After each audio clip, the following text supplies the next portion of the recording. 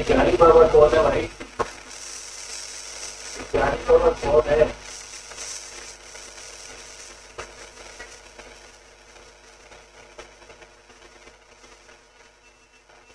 आवाज आ रही मेरी बच्चों? नहीं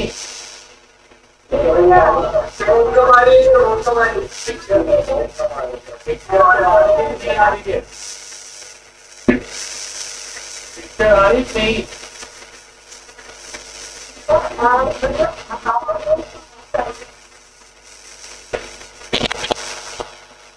हेलो, अब आवाज आ रही है?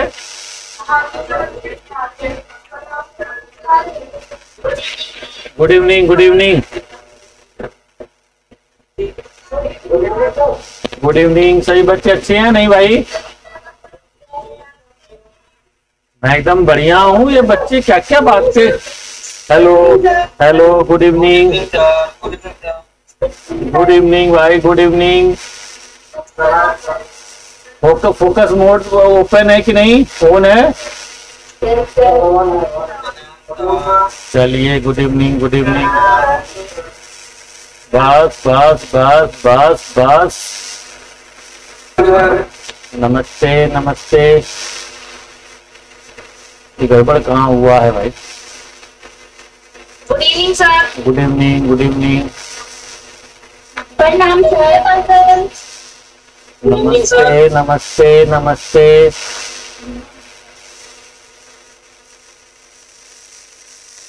नाम वाला मेरा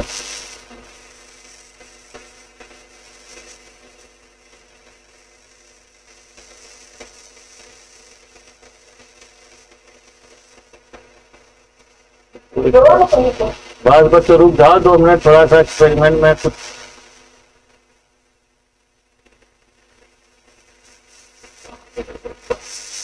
good evening sir. Good evening, good evening.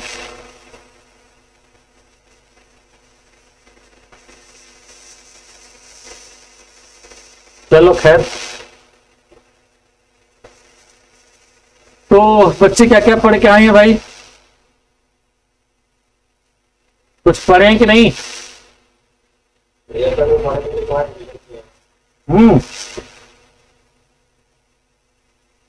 पक्का? चलिए क्वेश्चन लिखो, जल्दी से क्वेश्चन लिखो, फटाफट क्वेश्चन लिखो, लिखो। निम्नलिखित युग्मों पर विचार कीजिए। निम्नलिखित युग्मों पर विचार कीजिए।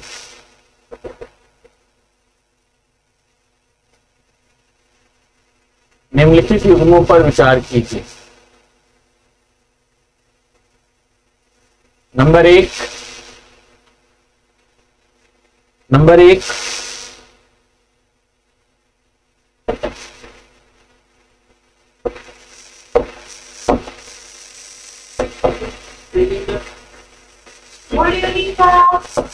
चूना पत्थर, चूना पत्थर, इंडियन क्रम नंबर 2,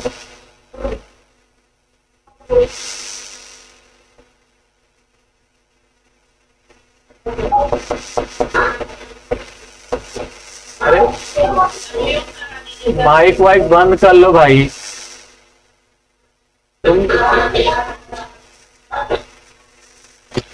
तुम लोग ना कई बार बदतमीजी की हद कर देते, तो फोन ओपन किया हुआ है, हद हो जाती है। आप उधर से म्यूट कर दीजिए। नहीं बेटा, वही लग करना पड़ेगा कि भैया अपने अपने घर पर आराम से बैठो तुम लोग, थोड़ा देखते। ये थोड़ा सिस्टम आज इधर उधर हो रहा है, इस वजह से मैं कर नहीं पा रहा, तब से मैं कर देता। तो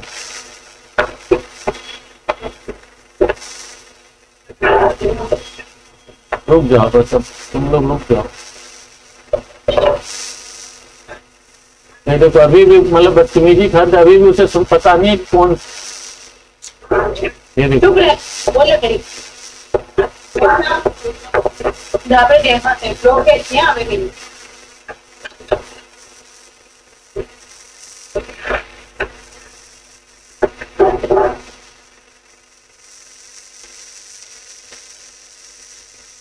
आराम से बैठो बेटा सभी लोग।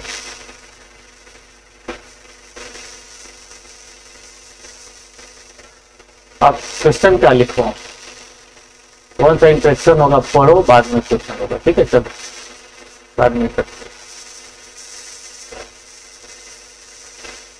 तुम लोगों को जितना ढंग से पढ़ाओ, तुम लोग उतना पढ़ना नहीं चाहते, फालतू की टॉकिंग, अननेसेसरी टॉकिंग करते। भू संरचना के बाद अब जरा हम लोग टॉपिक शुरू करते हैं भू आकृति।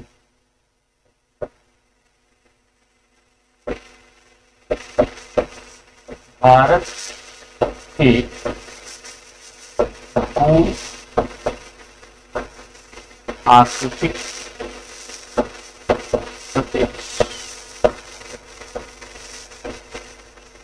भारत के भू आकृतिक प्रदेश,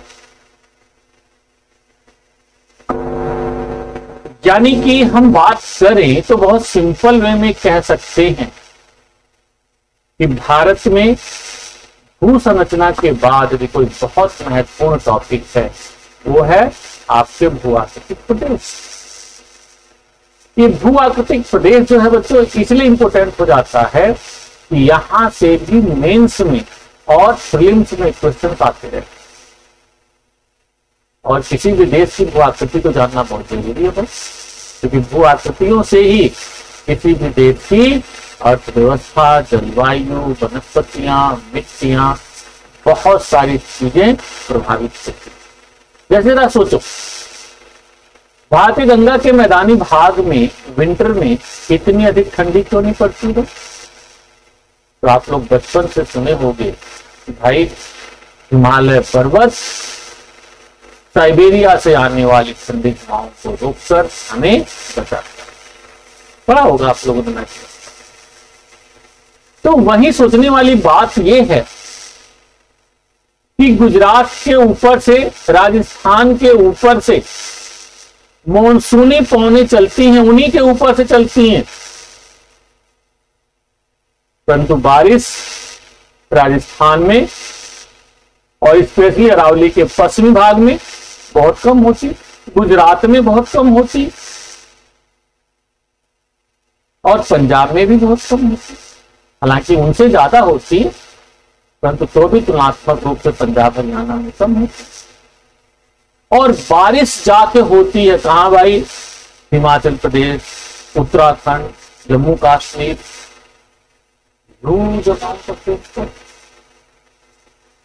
इतनी बारिश वहां पे। अभी कल आप लोग कल परसों से पढ़ रहे हो कि उत्तराखंड, हिमाचल प्रदेश, JNK में बड़ी बारिश हो रही, खूब बारिश हो रही, जनजीवन अस्त।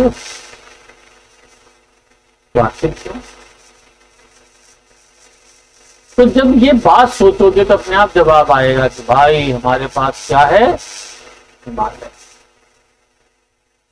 यानी कि दुनिया के देशों में आपस में बात हो रही हो कि भाई हमारे पास बड़ी बड़ी इंडस्ट्रीज है, तो हमारे पास ये है, गाड़ी है, बंगला है, तो भारत देश क्या बोलेगा, हमारे पास हिमालय। यानी कि भारतीय जलवायु को तो यदि डिसाइड करता है सबसे ज्यादा, तो नो डाउट भू आकृतियों में आपका हिमालय डिसाइड। आकृतियां जलवायु डिसाइड करती हैं और बहुत सारी। भू आकृतियों में आप सिंपल, भू आकृति से मतलब होता है जो पृथ्वी के सतह पर दिखाई दे। जैसे आप पृथ्वी के सतह पर यहीं पर खड़े हो तो आपको यहाँ पर मैदान दिखाई दे सकता है, यहीं पर पठार दिखाई दे सकता है, यहीं पर पर्वत दिखाई दे सकता है, यहीं पर आपको कोई पहाड़ी दिखाई दे सकती है, छोटी सी पहाड़ी दिखाई दे सकती है।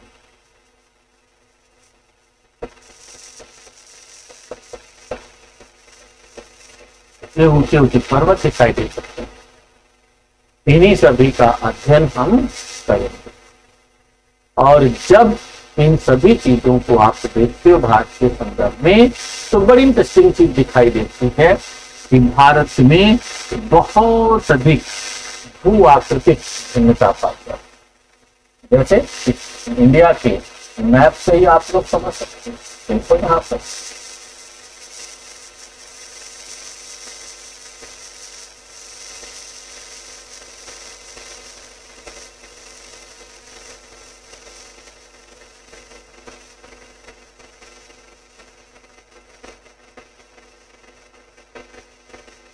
ये देखिए, यदि देखना चाहते तो सिंपल वे में देखो इसमें।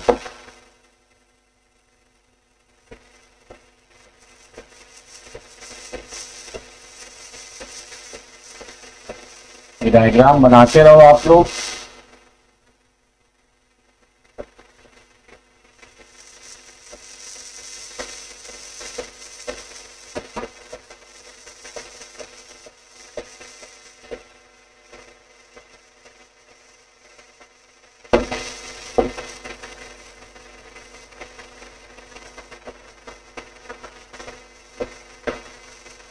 ये देखिए,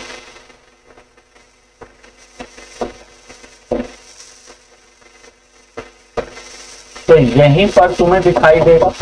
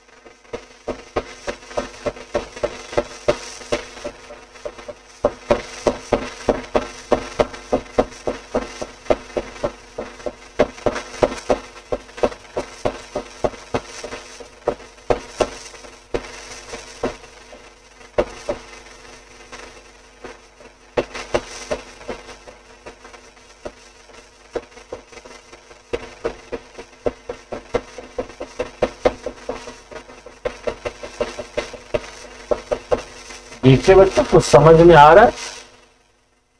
आप लोग देखना चाहते हो तो अपने मैप में, अपने एटलस में आप लोग पेज नंबर 10 पे जाके देखो, ये सब फीचर्स दिखाई दे रहे होंगे।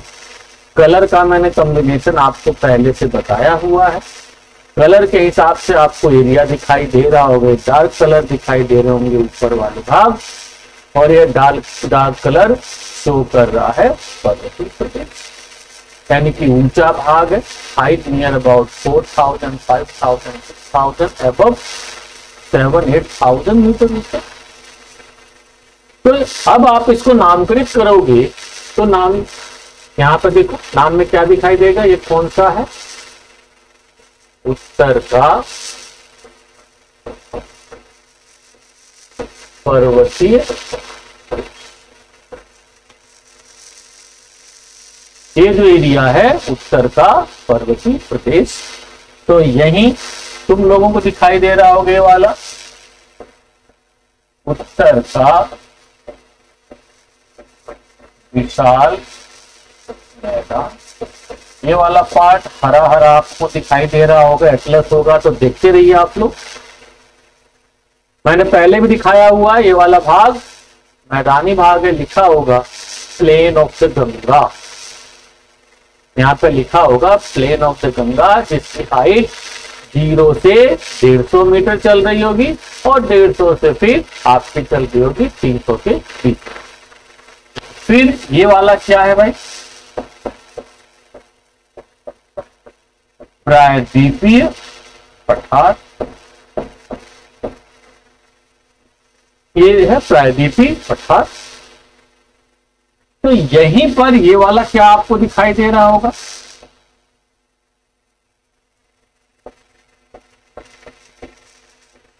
ठीक है।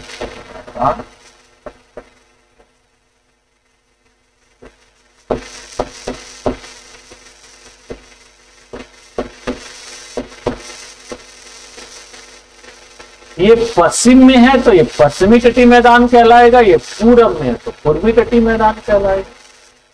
और यहीं पर जब ध्यान से थोड़ा सा देखोगे तो कुछ और फीचर दिखाई देगा, यानी कि द्वीप दिखाई देंगे।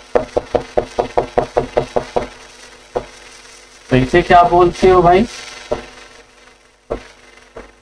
अंडमान निकोबार।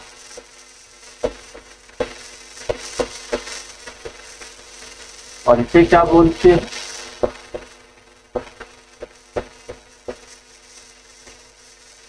लक्षद्वीप। यानी कि कहा जाए भारत में बहुत से भू-आकृतिक प्रदेश, तो जब भू-आकृतिक प्रदेशों के रूप में पहचान करोगे तो आप बहुत सिंपल वे में कह सकते हो कि उत्तर का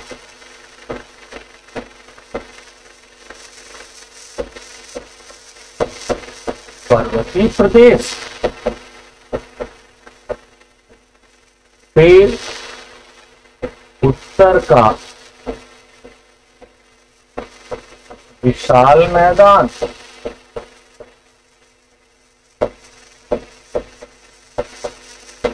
और तीसरा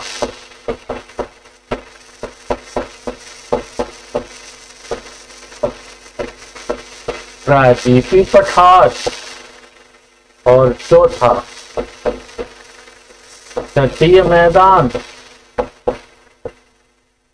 पांचवा द्वीप, और कई बार छठा थार का मरुस्थल। थार का जो ये वाला भाग यहाँ पर दिखा है, थार का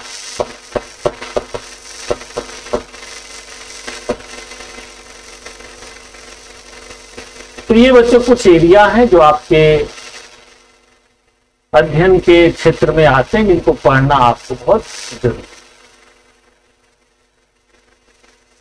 तो आपके कितने एरिया हो गए भाई, कितने पढ़ने हैं भारत के भू-आकृतिक प्रदेशों में है। इसीलिए भारत के बारे में जब पहले दिन चर्चा हुई तो आप लोगों ने कहा कि सर यहाँ पर विभिन्न प्रकार के उच्चावच मिलते हैं, यानी कि यहाँ पर पर्वत भी मिलते हैं, यहाँ पठार भी मिलते हैं, यहाँ पर मैदान भी मिलते हैं, द्वीप भी मिलते हैं, मरुस्थल भी मिलते हैं, पहाड़ी भी मिलते, क्या नहीं मिलती है भाई हमारे देश में सब कुछ। whatever you can imagine, सब कुछ। तो इस तरह से इन प्रदेशों को 1 by 1 आप अब समझना शुरू करो। पहले तो इंट्रोडक्शन लिख लो,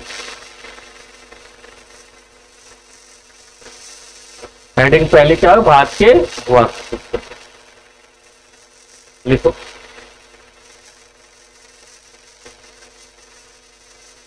भू-आकृति की दृष्टि से, भू-आकृति की दृष्टि से भारत अत्यधिक विविधता वाला देश है। भारत अत्यधिक विविधता वाला देश है।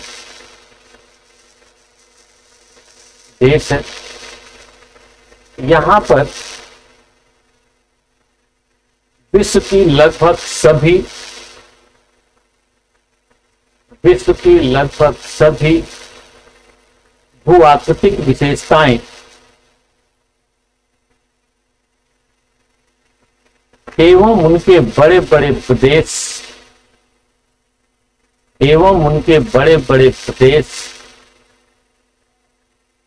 आसानी से देखे जा सकते हैं।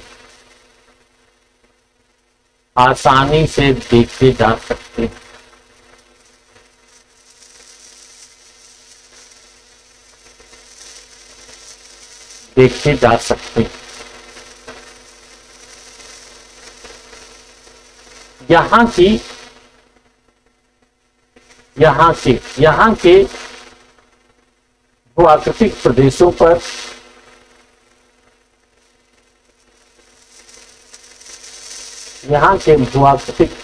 पर विभिन्न काल में हुई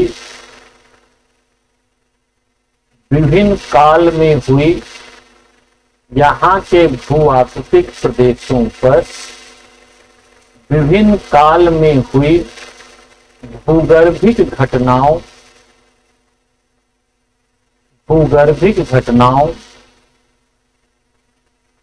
तथा संरचनाओं का स्पष्ट प्रभाव देखा जाता है।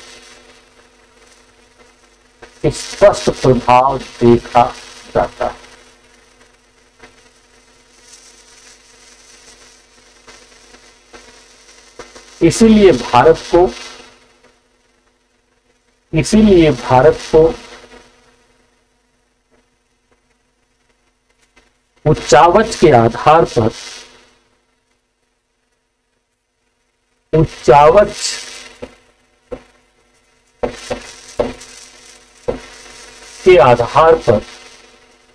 अनेक भू-आकृतिक प्रदेशों में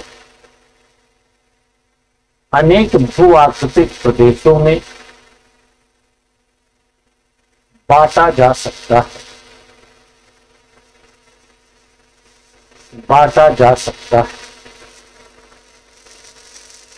पता है बच्चों, ये बड़ी खास बात है।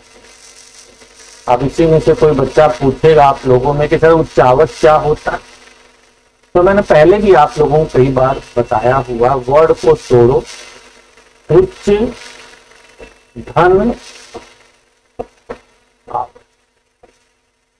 उच्च मतलब ऊंचा, आवत मतलब नीचा, यानी कि कोई भाग ऊंचा है तो कोई भाग नीचा है, फिर ऊंचा हो नीचा ही नीचा हो। यानी कहीं कोई मैदान है, कहीं पर कोई पहाड़ी है, तो कहीं पर कोई गर्त है, तो कहीं पर कोई नदी है। देखो कहीं पर ऊंचा दिखाई, कहीं नीचा दिखाई, तो वही वर्ड कहलाता है। चलिए भाई, ये सब कहानी यहाँ पर पूरी हुई। अब जरा यहीं से आगे बढ़ते हैं, और इसी में हम लोग सबसे पहले कौन सा प्रदेश देख लेते हैं? उत्तर का पर्वतीय प्रदेश। लिखिए भाई हेडिंग, उत्तर का पर्वतीय प्रदेश। उत्तर का पर्वतीय प्रदेश।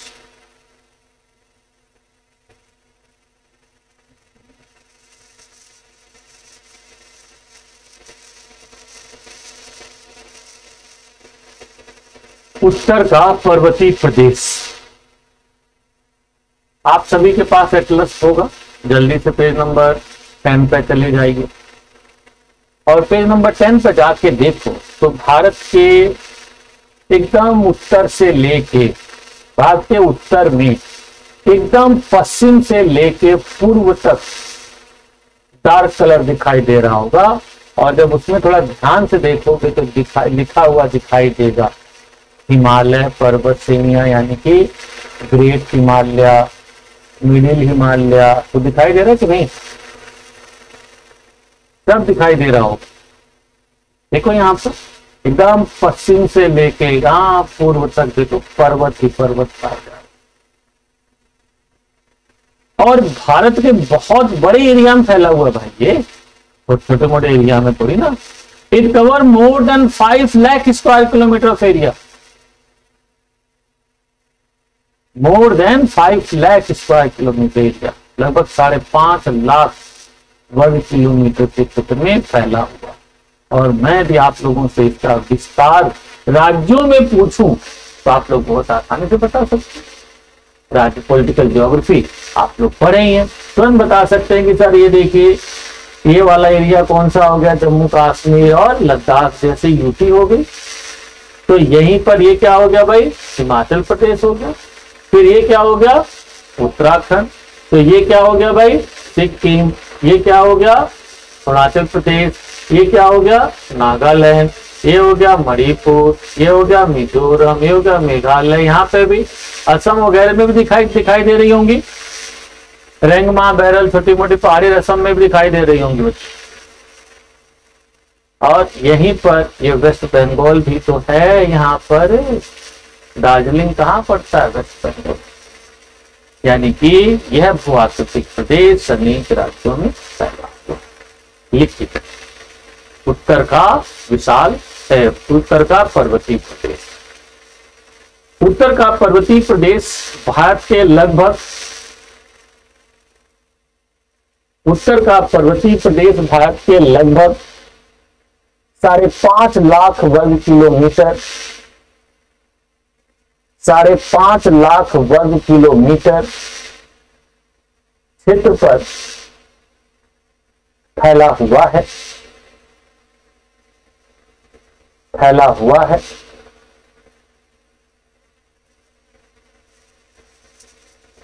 जो ऊंचे ऊंचे पर्वतों,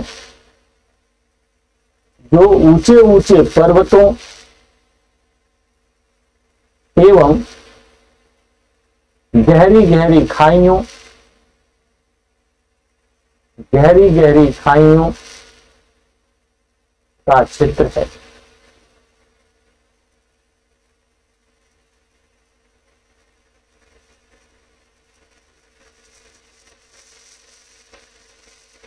यह प्रदेश भारत के,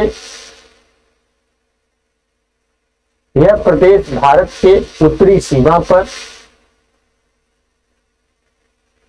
भारत के उत्तरी सीमा पर पूर्व से पश्चिम में विस्तृत, पूर्व से पश्चिम में विस्तृत,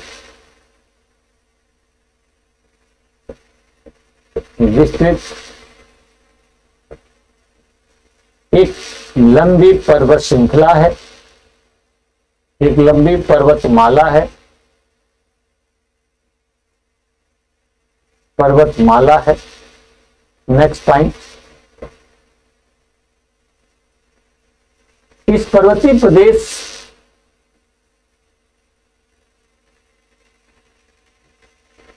इस पर्वतीय प्रदेश की पहाड़ी और इस पर्वतीय प्रदेश की पर्वतमालाएं, इस पर्वतीय प्रदेश की पर्वतमालाएं विश्व की नवीनतम, विश्व की नवीनतम पर्वतमालाएं हैं, विश्व की नवीनतम मूड़दार पर्वतमालाएं, मूड़दार, वलित या मूड़दार, वलित या मूड़दार पर्वतमालाएं, यंग वलित माउंटेन्स पर्वतमालाएं। इस पर्वत श्रेणी के पश्चिमी भाग में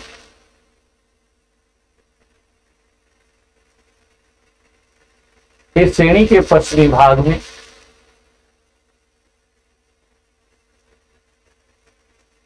नंगा पर्वत के निकट, नंगा पर्वत के निकट एवं पूर्वी भाग में, एवं पूर्वी भाग में, पूर्वी भाग में मिश्मी पहाड़ी, मिश्मी पहाड़ी या नामचा बरवा के निकट, नामचा बरवा के निकट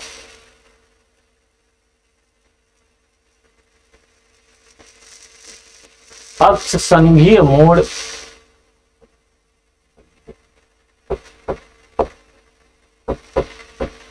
अक्ष संघीय मोड़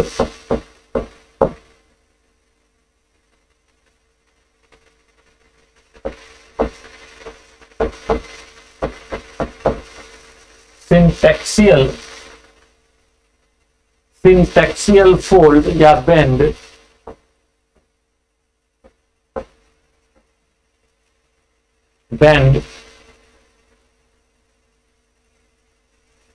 सिंटैक्सियल move hair pin turn hair pin turn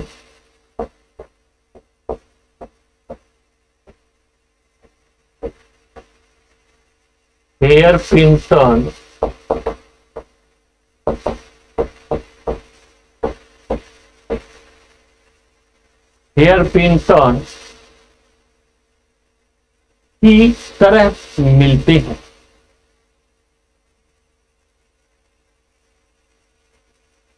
अब आप लोगों का दिमाग एकदम काम करना बंद कर रहा होगा, बाप रे सिंटैक्सियल बैंड क्या है ना इनका। कोमल का दिमाग तोड़ गया पहले से ही, बाप रे ये है क्या भला यार, ये तो सुना ही नहीं कभी। अरे भाई आप लोग गर्ल हैं, आप लोग जानते हैं ज्यादा बेटर। बाल में पिन कैसे फंसाई जाती है, कैसा शेप होता है उसका, बोलिए भाई। कुछ ऐसी क्लिप होती है ना, अरे पकड़ में आती ना। तो हिमालय की बनावट कैसी है देखो, ये तुम लोग क्या दिखाई दे रही है, ये देखो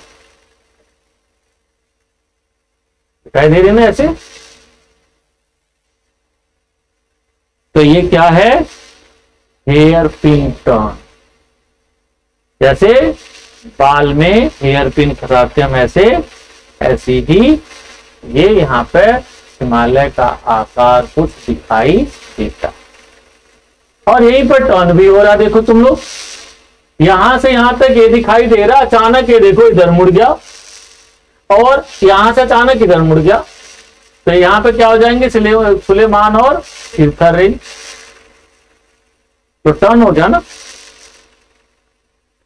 तो उसी को यहां पे कहा गया है सिंटैक्सियल बेंड। समझ में आ गया कि हिमालय का जो आकार है कुछ हल्का एक्सियल है, ऐसे टेढ़ा है। सीधा सीधा हिमालय थोड़ी ना, ऐसे हिमालय थोड़ी ना। हिमालय का आकार कैसा है, तो आप कह सकते हो यूं।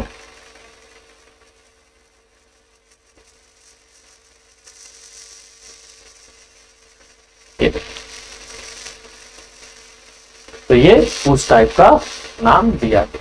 यहां वेस्ट में आप जाओगे तो यहां पर नंगा पर्वत है, one of the highest point of the world, और यहीं पर आप आओगे पूर्व में नामचा बरवा। ठीक है, ये नामचा बरवा, नामचा बरवा, और इधर हो गया नंगा पर्वत।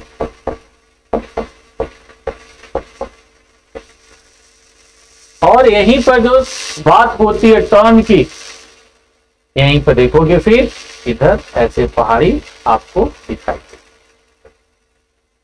यानी कि ये वाली। और यहीं पर दुनिया के जब नदी पड़ोगे तो दुनिया के सबसे गहरे गॉर्ज में से एक आपको गॉर्ज यहां पर दिखाई देगा, दिहांग गॉर्ज, और यहां पर दिखाई देगा गिलगित, है ना, इंडस गॉर्ज यहां पर दिखाई देगा गिलगित के पास। तो इस तरह से हिमालय को आपका एक बड़ा विशिष्ट रूप दिखाई देता है। आगे लिखो नेक्स्ट पॉइंट।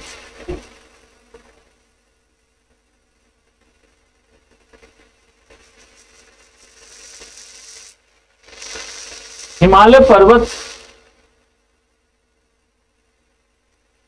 पश्चिम से पूर्व की ओर,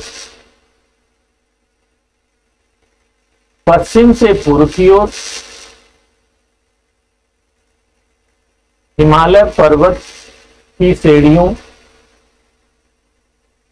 की श्रेणियों की चौड़ाई, यूं लिखो, हिमालय पर्वत के श्रेणियों की चौड़ाई पश्चिम से पूर्व जाने पर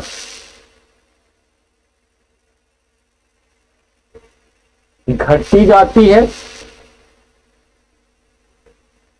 परंतु ऊंचाई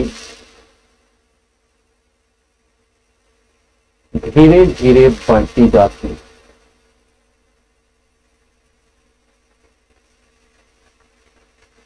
और ढाल भी तीव्र होता जाता है, और ढाल भी तीव्र होता जाता है।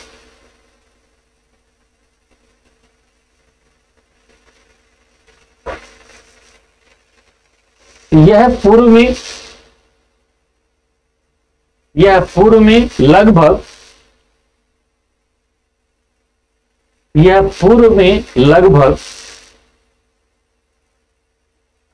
150 किलोमीटर चौड़ा, तो वहीं पश्चिम में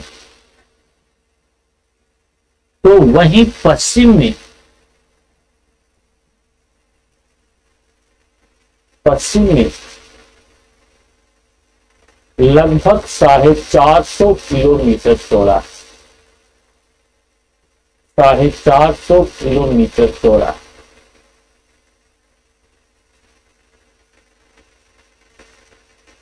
ये बात समझ में आ रही है आप लोगों को? तो देख लो बनावट इसकी, यहाँ चौड़ाई ज्यादा है कि नहीं, ये देखिए। तो इधर कितनी चौड़ाई है, क्या बोल सकते हो? तो उधर कितनी है ना?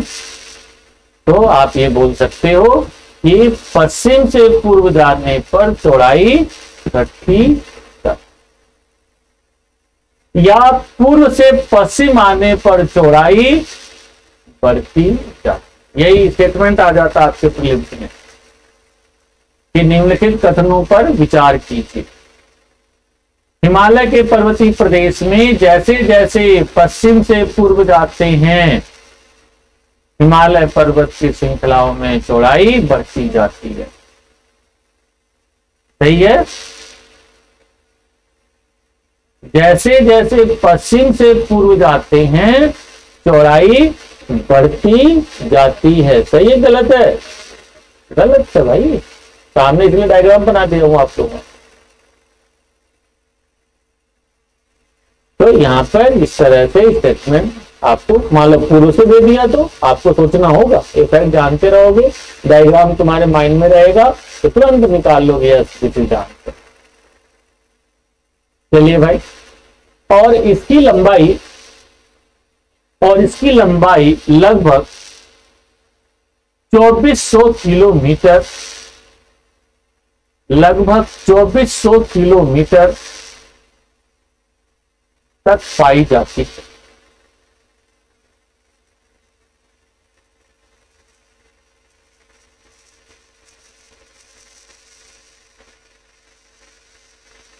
ये बड़ी खास बात होगी भाई, यानी कि लंबाई कितनी है?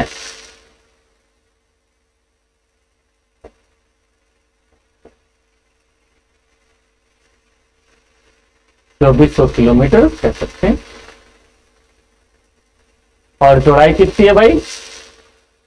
150 से 4.5। ये फैक्ट एकदम दिमाग में रखना चाहिए। और फिर यहीं पर देख रहे हो, तो इस उत्तर की पर्वत श्रेणियों में पर्वत श्रेणियां एक दूसरे के समानांतर हैं। 3 समानांतर पर्वत श्रेणियां देखो, लिखो।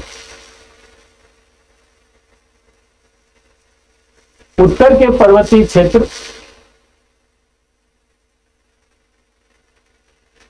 उत्तर के पर्वतीय क्षेत्र में पर्वत श्रेणियां अनेक क्षेत्रों में एक दूसरे के समानांतर पाई जाती है, एक दूसरे के समानांतर पाई जाती है। एक दूसरे के समानांतर पाई जाती है।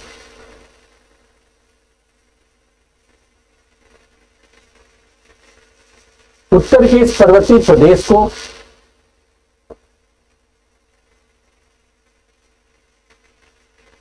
क्षेत्रीय आधार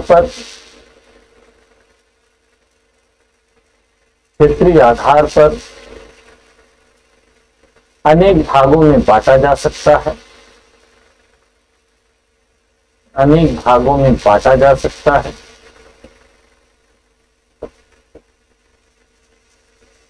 नंबर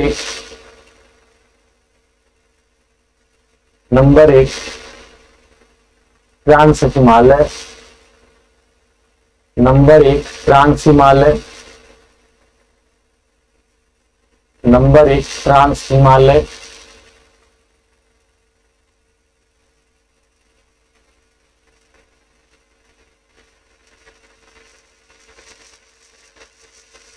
लिखिए, इसके अंतर्गत काराकोरम लद्दाख, इसके अंतर्गत काराकोरम लद्दाख, जास्कर आदि पर्वत श्रेणियां आती हैं। आदि पर्वत श्रेणियां आती हैं।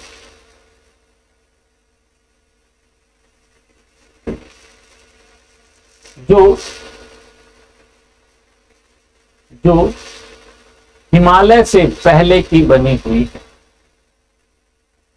जो हिमालय के पहले से बनी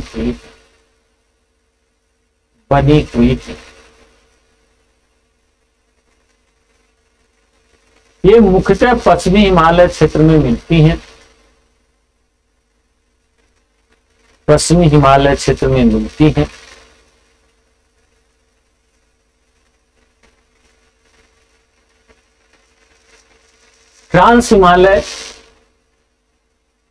ट्रांस हिमालय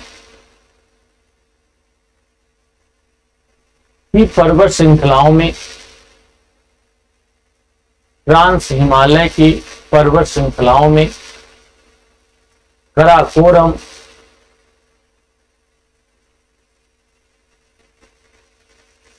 महत्वपूर्ण पर्वत श्रृंखला है।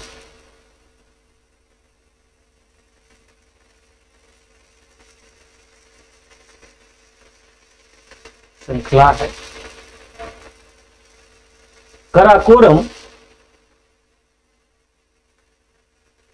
कृष्णगिरी के नाम से जानी जाती है।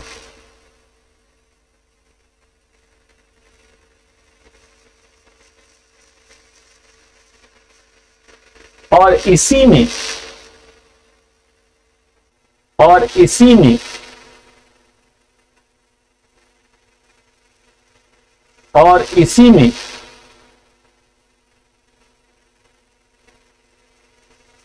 महान हिमालय के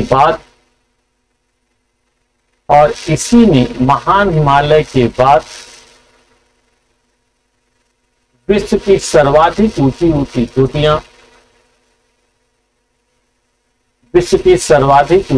चोटियां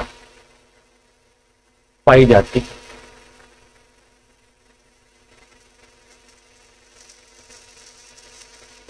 सर्वाधिक ऊंची चोटियां पाई जाती हैं, जैसे केतु, गासेरब्रू,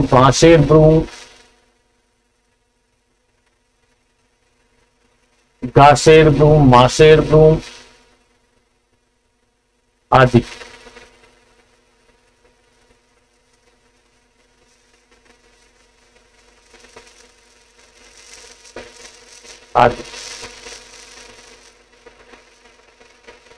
आगे लिखो इसी में नेक्स्ट पॉइंट। ट्रांस हिमालय महान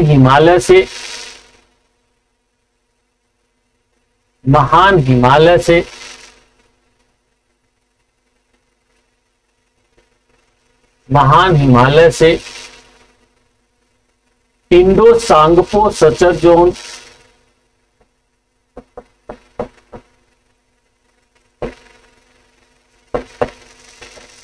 इंडो सांगपो,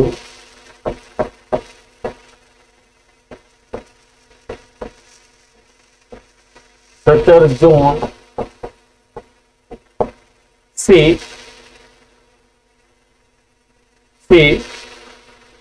अलग होती है।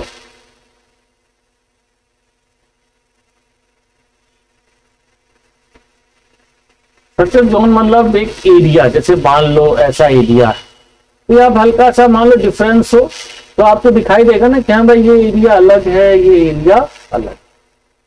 तो उस सेंस में जो गैप, हल्का सा गैप, ऐसा नहीं कुछ दिखाई दे रहा विजिबल ऐसा कि भाई अलग अलग था, मतलब वो गैप जब आप जियोलॉजिकल स्टडी करोगे तब वहां पे डिफरेंस दिखाई देंगे। यस, डिफरेंस दिखेगा, तब वो कहा जाता है सचर, यानी कि एक अलग एरिया आपको दिखाई देता। तो ये एरिया अलग है और ये एरिया, तो उसी को नाम दिया, क्या दिया गया, इंडो सांगपो सचर जोन।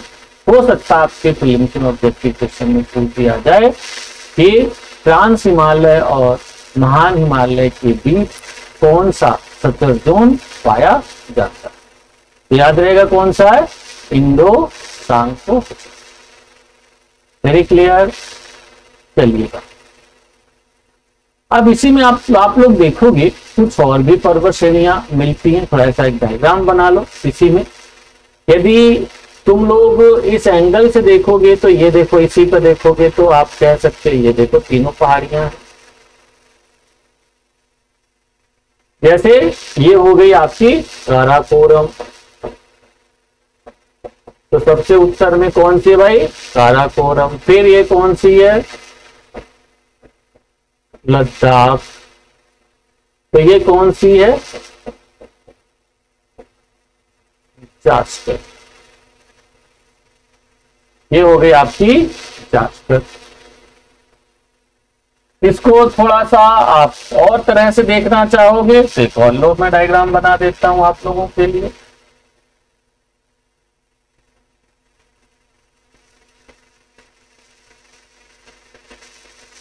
क्योंकि प्रीलिम्स में ऑब्जेक्टिव क्वेश्चंस बच्चों इसी से बनते हैं। ये देखो,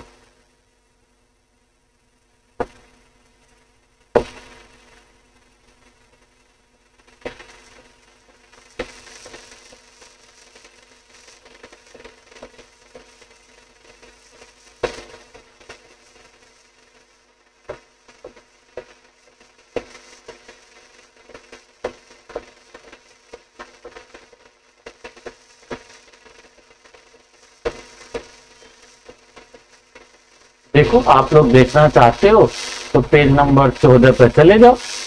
14 क्या 12 होगा, 12 पे अपने एटलस में पेज नंबर 12 पे चले जाओ। तो जम्मू कश्मीर लद्दाख का मैप दिखाई दे रहा होगा, उस मैप में ध्यान से देखो तो यहाँ पे तुम्हें काराकोरम रेंज दिखाई दे रही होगी। काराकोरम, ये वाली देखो लद्दाख होगी,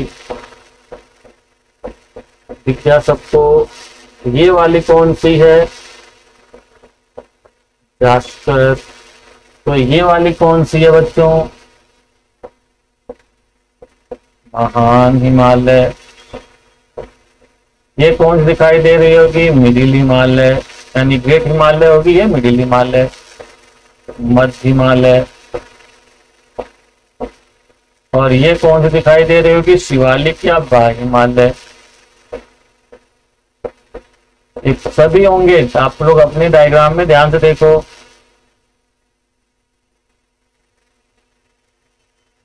और डायग्राम बना लेना, डायग्राम मिलता नहीं है कहीं पर, ये सब प्रीलिम्स में पूछे जाते हैं। अभी मान लो जैसे पूछ दिया जाए इसी को अरेंज करो उत्तर से दक्षिण, यही दे दिया जाए कि निम्नलिखित पर्वत श्रेणियों पर विचार कीजिए और इनकी अवस्थिति के आधार पर उत्तर से दक्षिण सही क्रम बताइए। तो बोलिए सभी लोग क्या होगा क्रम उत्तर से दक्षिण, बोलो भाई। काराकोरम, लद्दाख, जास्कर, देन आप क्या कहोगे, महान हिमालय, मध्य हिमालय। और मध्य हिमालय कोई बच्चों आगे अपने पढ़ेंगे हम लोग, पीर पंजाल वगैरह कहा जाता है, धौलाधर कहा जाता है।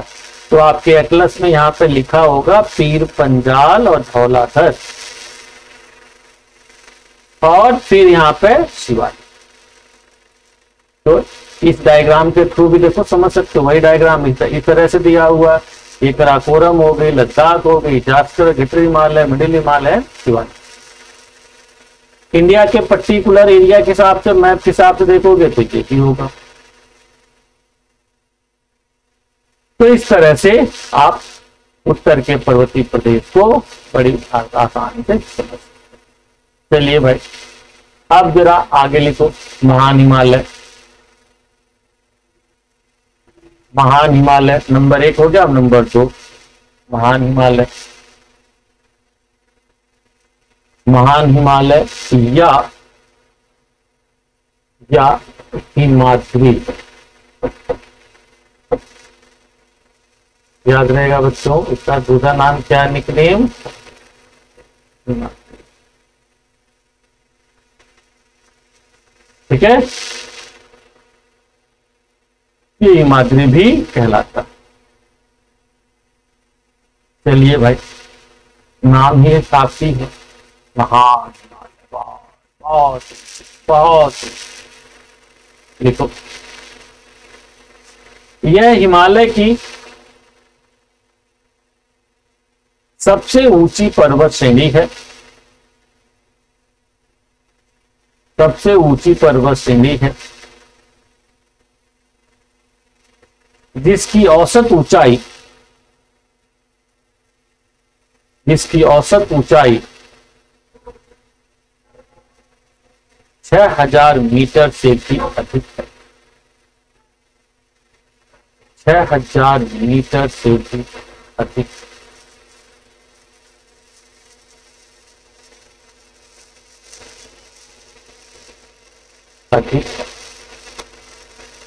इसी कारण इस पर्वत श्रेणी का ऊपरी भाग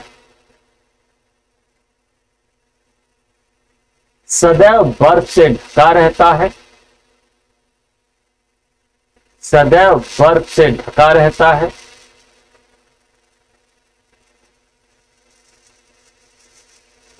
बर्फ से ढका रहता है,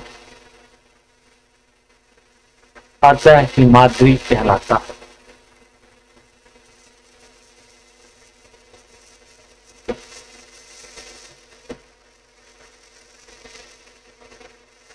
इसी पर्वत श्रेणी में दुनिया की कुछ सबसे ऊंची पर्वत चोटियां, दुनिया की कुछ सबसे ऊंची पर्वत चोटियां जैसे माउंट एवरेस्ट, कंचनजंगा,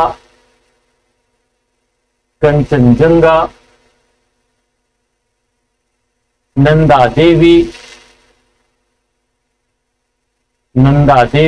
कामेत,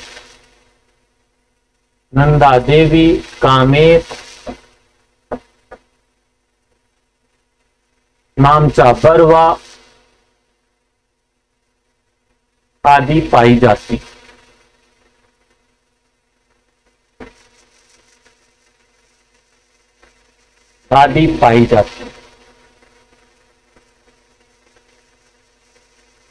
याद रहेगा।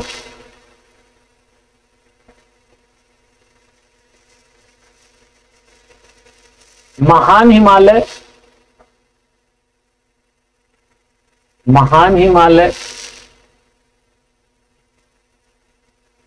मध्य हिमालय से मेन सेंट्रल थ्रस्ट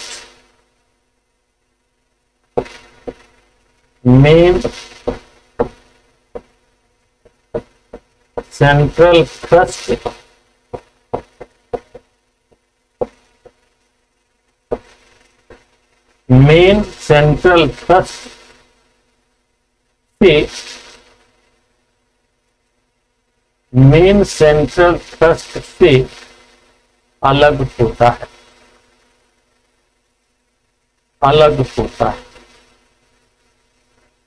यानी कि बच्चों इसको इस डायग्राम में ऐसे भी दिखा सकते हो,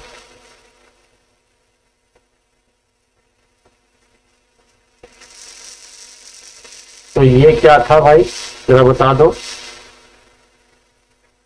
बोलो।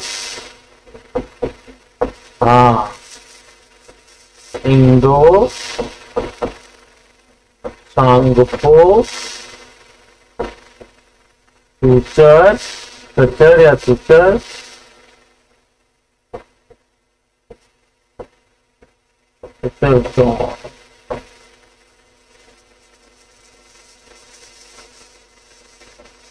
तो ये क्या है बच्चों,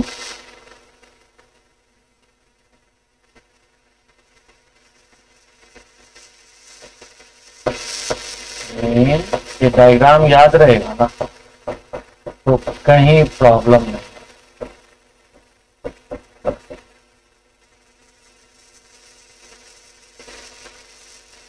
क्लियर? देन फिर लिखो मध्यमाला, मध्यमाला।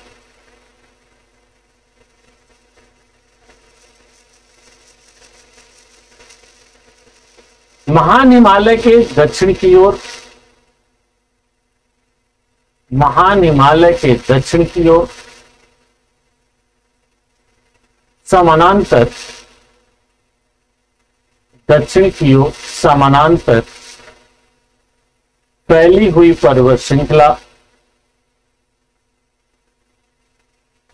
फैली हुई पर्वत श्रृंखला मध्य हिमालय या हिमाचल, मध्य हिमालय या हिमाचल, ध्यान रखना इसे हिमाचल भी कहते हैं, हिमाचल कहलाती है। इसकी औसत ऊंचाई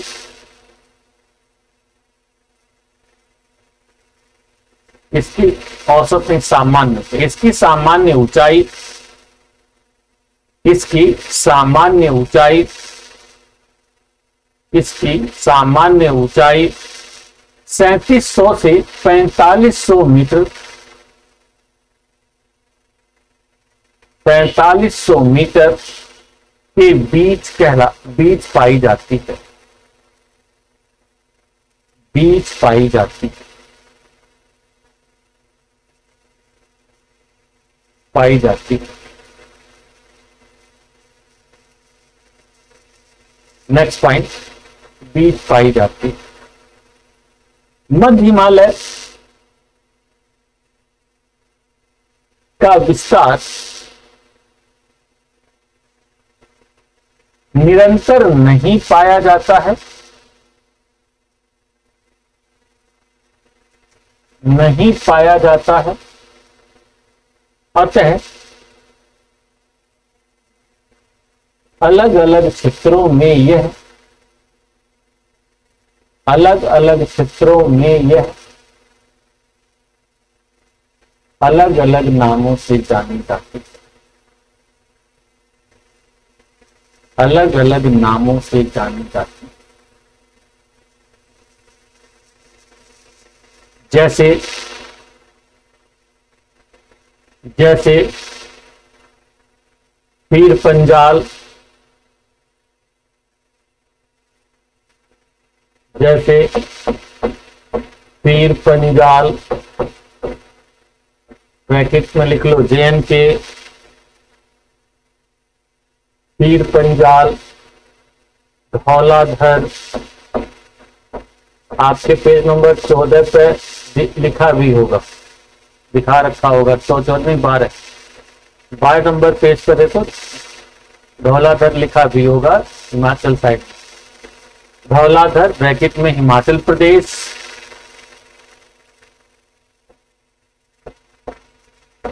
मसूरी, नागटिब्बा, मसूरी, नागटिब्बा कहां पे भाई, उत्तराखंड, इसी पर आपकी एकेडमी स्थित है, लवासना।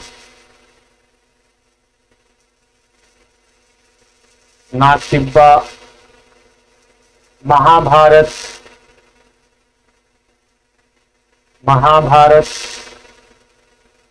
ब्रैकेट में नेपाल आदि नामों से जानी जाती है। आदि नामों से जानी जाती है। नेक्स्ट पॉइंट, महान हिमालय और मध्य हिमालय के बीच, महान हिमालय और मध्य हिमालय के बीच अनेक चौड़ी चौड़ी घाटियां पाई जाती हैं। अनेक चौड़ी चौड़ी घाटियां पाई जाती हैं, जैसे कश्मीर घाटी, जैसे कश्मीर घाटी ब्रैकेट में JNK, कश्मीर घाटी JNK,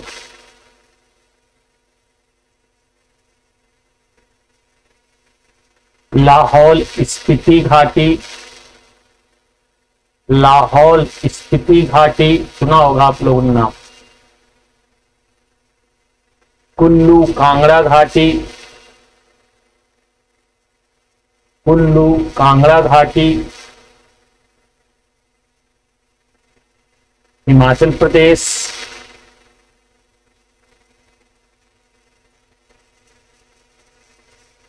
पोखरा घाटी,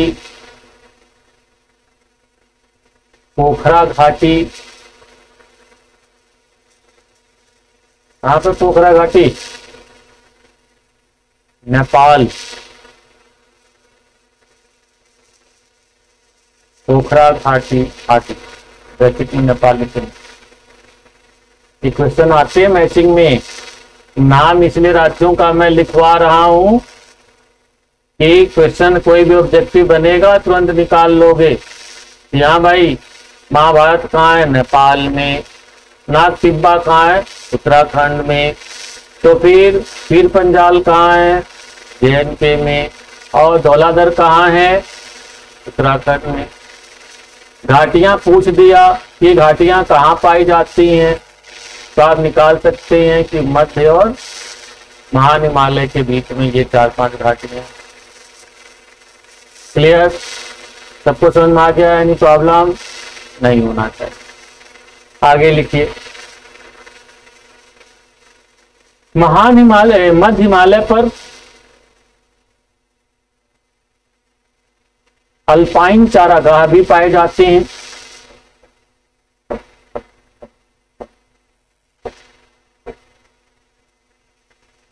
अल्पाइन चारागाह भी पाए जाते हैं,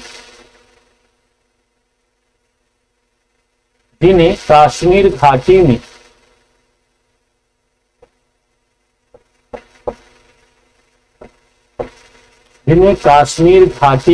मर्ग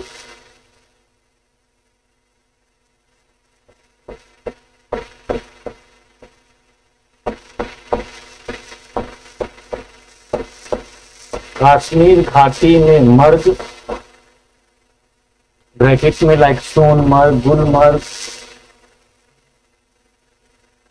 और उत्तराखंड में बुग्याल या प्यार, उत्तराखंड में बुग्याल या प्यार कहा जाता है। ये भी पूछा जाता है आपके पेपर के पॉइंट ऑफ व्यू से, बहुत इंपॉर्टेंट है, ध्यान रखना। कहा जाता है तो इस तरह से बहुत इंपॉर्टेंट है। फिर अब ज्यादा सोचो, इतनी सारी बातें कुछ जानी पहचानी लग रही हैं। यानी कि ये जो महान हिमालय मध्य हिमालय है, यहां पर टूरिज्म का बड़ा महत्व है।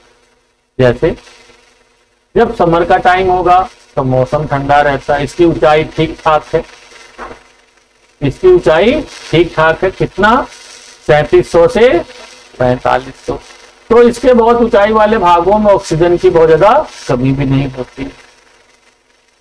2-2,500 मीटर तक कोई खास ऑक्सीजन की प्रॉब्लम 3,000 मीटर तक नहीं होती है। तो वहीं पर तुम लोग देखोगे बहुत सारे हिल स्टेशन हैं,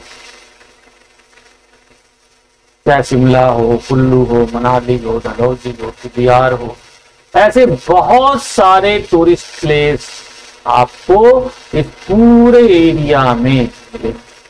गुलमर्ग हो, सोनमर्ग हो, तो क्या टूरिस्ट जाते हैं। फिर बरसात में भाई यहाँ पे उसमें सर्दियों दिनों में खूब बर्फ भी गिरती है, इसलिए इसका नाम हिमाचल, हिमधन आंचल है ना, यानी कि बर्फ का आंचल। जैसे माँ का आंचल होता है, बच्चे को ढक लेता है एक समय में जब जरूरत पड़ती है, फिर हटा देती। ऐसी प्रकृति क्या करती है भाई, बर्फ सर्दियों में बर्फ से पूरे एरिया को हिम से ढक देती है, इसलिए क्या नाम पड़ गया, हिमाचल। तो सर्दियों में खूब बर्फ पड़ती है। तो पता चला ऐसे में अनमोल कह रहे भाई सर हम तो जा रहे हैं कुछ घूमने घामने। कोमल कह रही है सर हम भी तो जा रहे हैं, सोच रहे हैं बर्फ और कैसे पड़ती है देखाएं। होता है यानी कि बहुत सारी चीज, बहुत से सर्दियों में जाते हैं, बहुत से गर्मियों में जाते हैं, जो जिसको सुटेबिलिटी हो। तो from this point of view this region is very important. ठीक है, तो लिख लो आगे। मध्य हिमालय में अनेक स्वास्थ्यवर्धक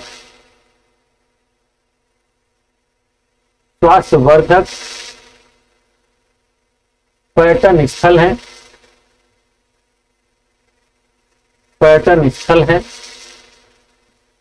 जैसे शिमला, कुल्लू, मनाली, मसूरी, दार्जिलिंग आदि।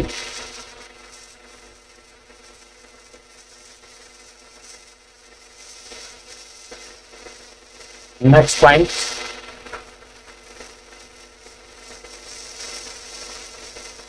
मध्य हिमालय शिवालिक से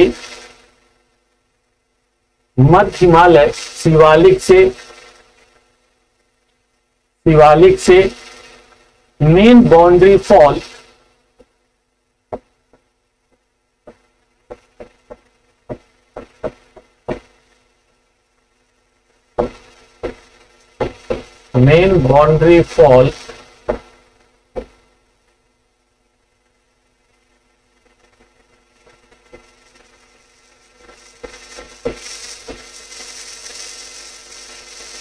बाउंड्री फॉल से अलग होता है।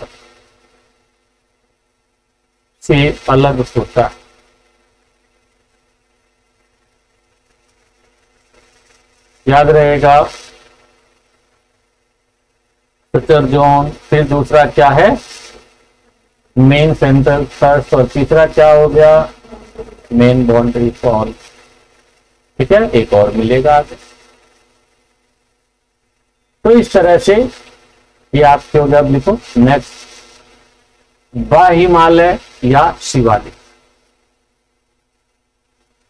बाहिमालय या शिवालिक।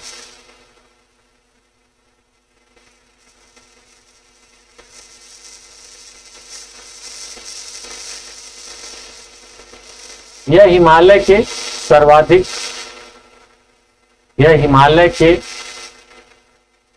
सर्वाधिक दक्षिण में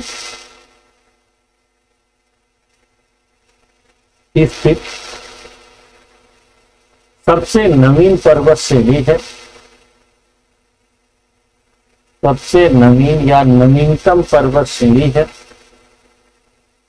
नवीनतम पर्वत श्रेणी है। जब नवीनतम लिखेंगे तो सबसे नहीं लिखा जाएगा, यहीं पे डिग्री में देखता हूं बच्चे ध्यान नहीं देते, सबसे भी लिखेंगे नवीनतम भी लिखेंगे।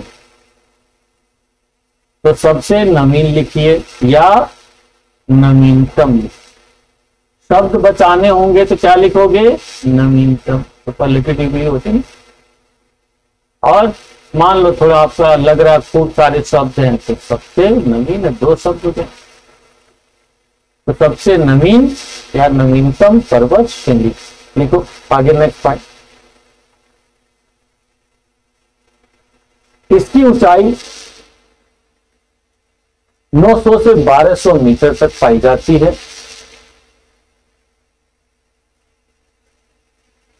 पाई जाती है।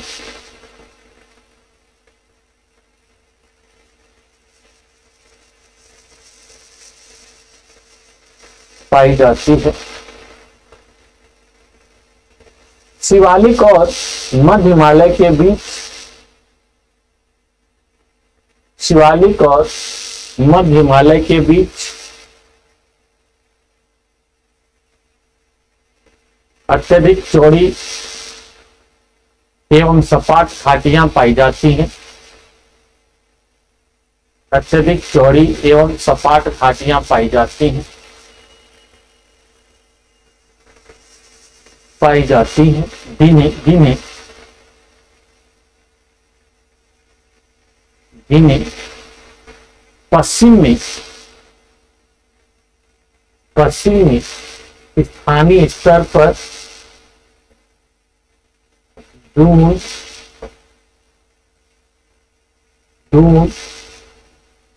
और पूर्व में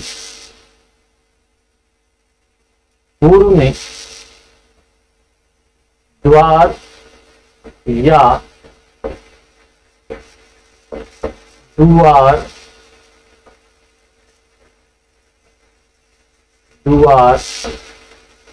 कहा जाता है। जैसे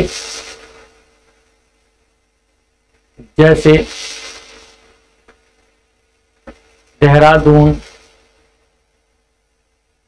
कुठारी दून, पाटली दून। जैसे देहरादून, कोठारी दून, पाटली दून,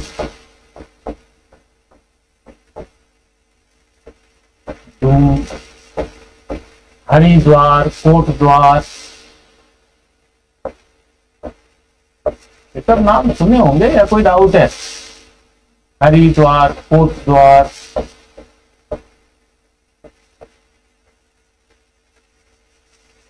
अलीपुरद्वार, चारद्वार,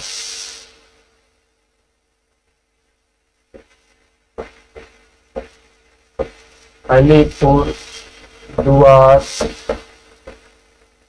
चारद्वार,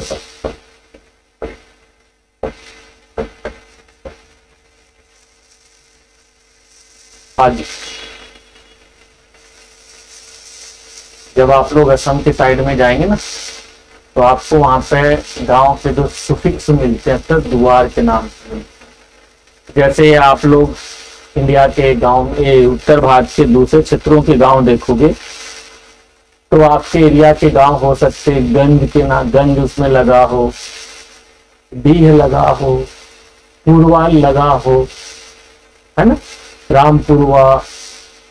जैसे मैं कल अपने गांव का नाम बता रहा, पोवाडी, ठीक है, डीह लगे होते, पुरवा लगे होते, गंज लगे होते हैं। ऐसे यहाँ पे जाओगे, इस एरिया के गांव में सुफिक्स जो होगा रामपुर द्वार, चारद्वार, पांचद्वार, अलीपुर द्वार, ठीक है। तो इस तरह से इन सभी को ध्यान रखिएगा भाई, ये भी जरूरी हो जाते हैं। चलिए नेक्स्ट पॉइंट लिखिए। नेक्स्ट पॉइंट, खेती की अच्छी संभावना होने के कारण, खेती की अच्छी संभावना होने के कारण इन घाटियों में लोगों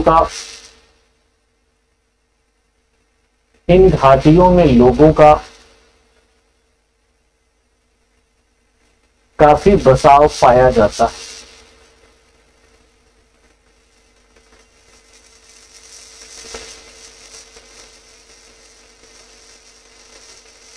पाया जाता है।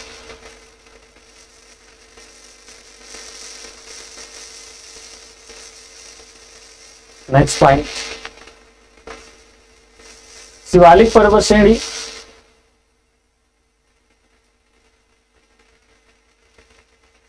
उत्तर के विशाल मैदान से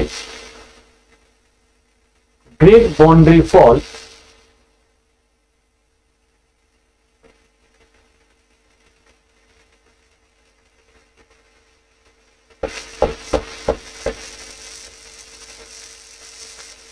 ग्रेट बाउंड्री फॉल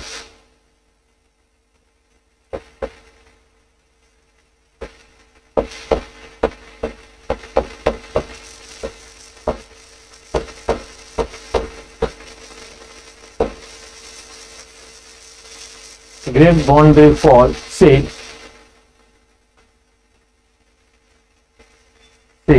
मिलता है,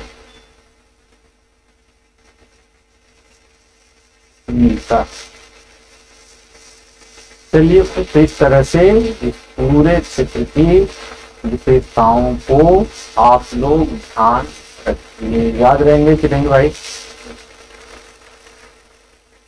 चलिए एक और लिखो, कितना हो गया? 4 5 लिखिए। पूर्वी हिमालय, पूर्वी हिमालय,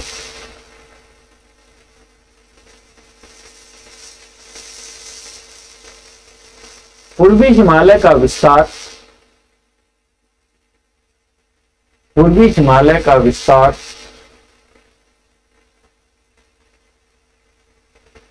विस्तार दिहांग गॉर्ज,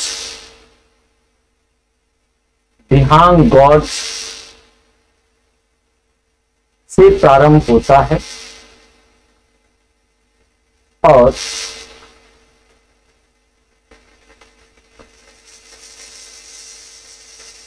भारत में मीजो पहाड़ी तक पाया जाता है,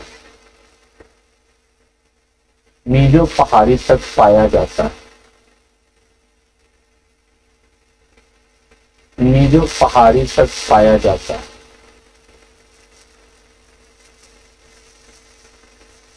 पाया जाता है तो ये बड़ी सबसे खास बात है भाई। यहां पर तुलनात्मक रूप से, यहां पर तुलनात्मक रूप से छोटी छोटी पहाड़ियां पाई जाती हैं और इनकी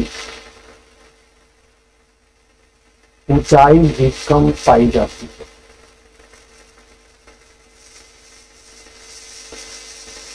ऊंचाई भी कम पाई जाती है, याद रहेगा, ऊंचाई भी कम पाई जाती है। पटकाई बूम नागा हिल, पटकाई बूम नागा हिल, मणिपुर हिल, मिजो हिल,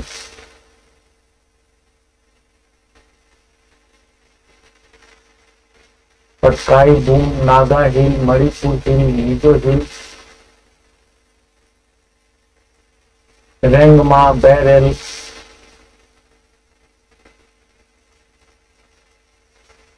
रेंगमा बैरल आदि प्रमुख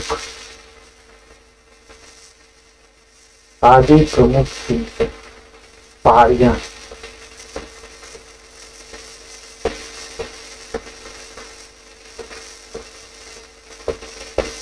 पेज नंबर 18 पे जाओ आप लोग।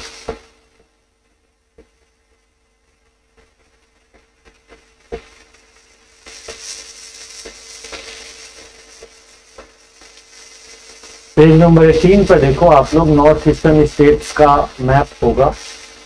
तो उस मैप में तुम लोग ये सारे फीचर देख सकते हो। ये देखो यहीं होगी पटकाई बूम,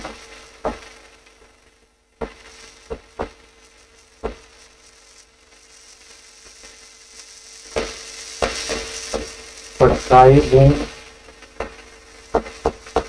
नागा पहाड़ी,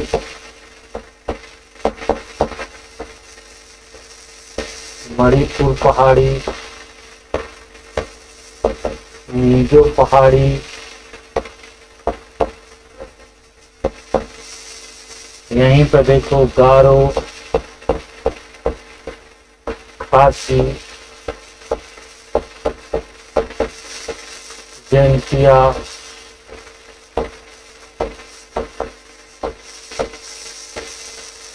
जैंतिया, देखो सब होंगी।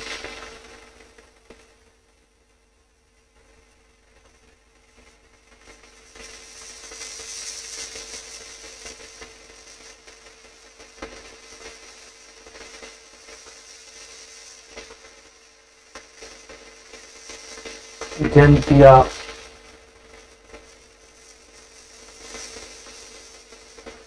ये सब पहाड़ियां यहाँ पे पाई जाती। क्लियर? कोई डाउट? सच्चा सवाल?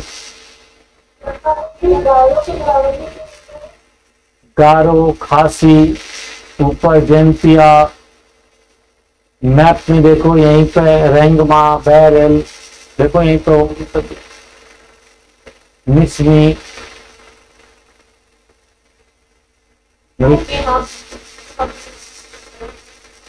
क्या बेटा? अब मुझे क्या पता क्या दिया अंगोर से बात, तुम्हें अब समझ में आ रहा है, इसलिए ऑन नहीं करता हूं।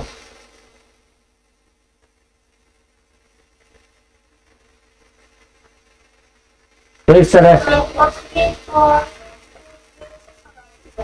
क्या बेटा?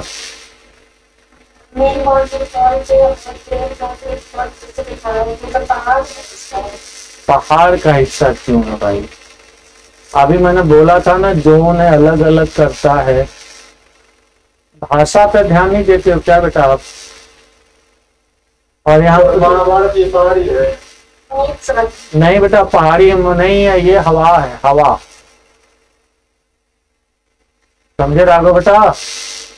ये हवा है, आकार में उड़ती रहती है ऐसे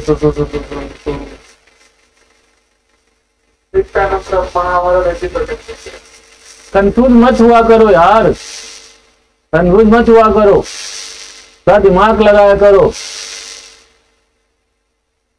समझे कि नहीं? हाँ ना ना, इतना स्कोप नहीं होता है। सिविल सर्विस की तैयारी का मतलब है कंसंट्रेशन, और जब मैं लिखवा रहा हूं तो उसी में भाषा जो चल रही है उसमें डाउट के कहीं गुंजाइश है? कहीं किसी तरह की गुंजाइश है कि तुम सोचो यहाँ कौवा है, बिल्ली, हवा है या क्या है? सेंटेंस पढ़ो, क्या लिखवाया गया? पढ़ो राघव सेंटेंस।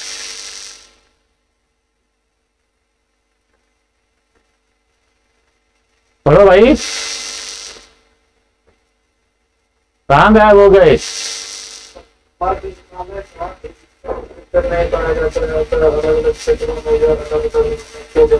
तो क्या है? एकदम क्लियर है, क्लियर है एकदम। अलग अलग नाम है, मध्य हिमालय का अलग अलग नाम है, और मध्य हिमालय क्या है? पहाड़ी है।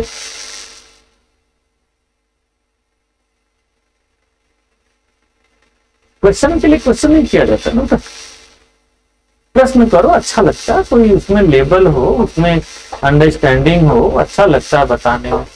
ऊर्जा खराब करने में थोड़ी। मुझे केवल हाँ या ना बोलना था, परंतु उससे मैं ज्यादा बोलता हूं। क्यों? ताकि अच्छी दिशा में सोचने के लिए तुम लोग प्रेरित हो। मैं स्पून फीडिंग नहीं कराना चाहता हूँ, लो भाई बच्चा पी लो, हाँ ना कह के फिर सोचो हाँ या ना। अपना दिमाग चलाना सोचो, इसलिए मैं लिखवा भी देता हूँ। कौन लिखवाता है इतना यार? बोलो।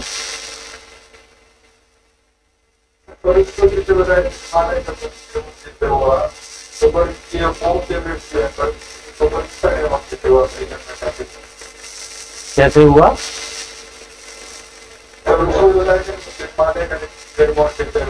क्या मैंने बताया? हिमालय का निर्माण तो मैंने बताया नहीं था।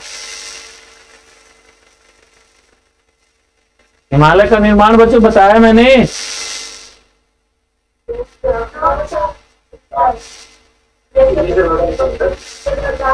हिमालय का निर्माण कहाँ बताया था मैंने? तो बहुत पहले कभी बताया है। हाँ, 33 सागर से बताया था, तो कल परसों बताया था ना।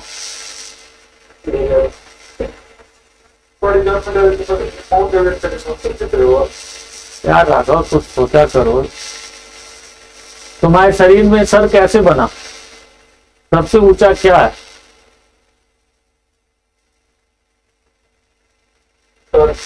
सर तुम्हारा कैसे बना?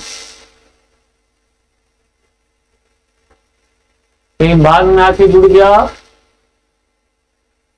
कि पैदा हुए तो बॉडी इतनी थी और हवा आई चली, लो भाई जुड़ गया, तो हो गए राघव सिर वाले।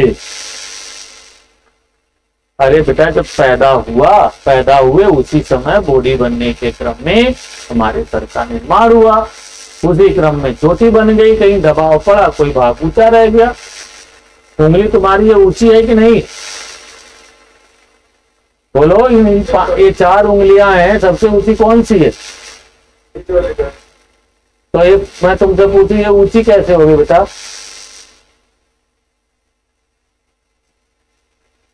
बोलो।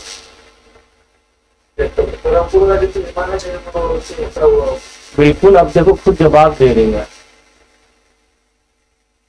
खुद जवाब दे रही है। तो क्यों टाइम खराब दूसरों का करते? चलो। हाँ बोलो भाई।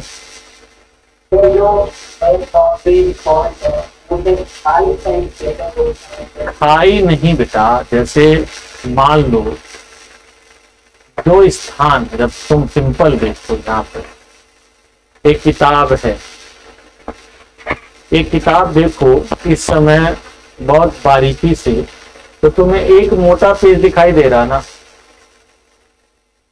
परंतु इसमें क्या देखोगे आप, थोड़ा माइन्यूट और देखोगे तो इसमें अलग अलग पेज है ना। इसमें क्या है, अलग अलग पेज है ना, ये देखो। तो ये कैसे एकदम नजदीक है बेटा, यानी कि 2 चीजें ऐसे जुड़ी हैं, परंतु यहाँ पे हल्का हल्का करेक्टर में डिफरेंस, यहाँ पे अलग है, यहाँ अलग है। तो देखो अलग अलग सा महसूस हो रहा, 2 एरिया, पर वास्तव में दोनों एरिया एकदम ऐसे हैं, बगल बगल में, ऐसा नहीं बीच में खाई है ना भैया, वो वाला वो वाला। समझे कि नहीं? और कोई बात? तो इस तरह से हिमालय में बहुत सारी क्षेत्रीय स्तर पर चीजें मिलती। अब थोड़ा सा तुम लोग हिमालय के महत्व को देख लो, लिखो जल्दी से। हिमालय का नेक्स्ट हेडिंग लिखो, हिमालय का महत्व। हिमालय का भारत की दृष्टि से, हिमालय का भारत की दृष्टि से अत्यंत महत्व है। यह भारत की जलवायु, यह भारत की जलवायु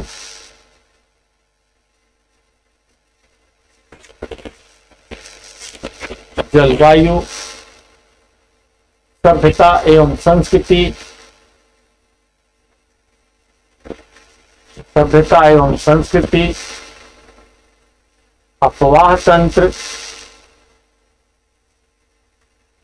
अफवाह तंत्र आदि, अफवाह तंत्र आदि में प्रमुख निर्धारक का कार्य करती है, करते हैं। क्या बता? आदि में महत्वपूर्ण निर्धारक का कार्य करते हैं।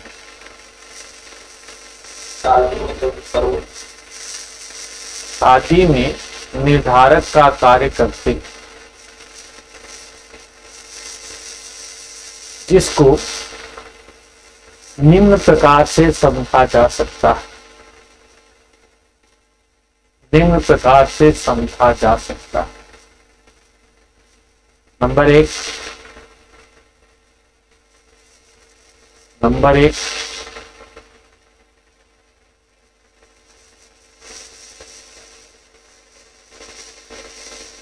हिमालय भारत की जलवायु का नियंत्रक है।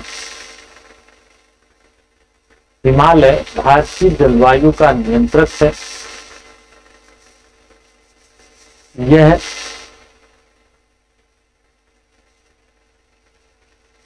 दक्षिणी पश्चिमी मानसूनी पवनों को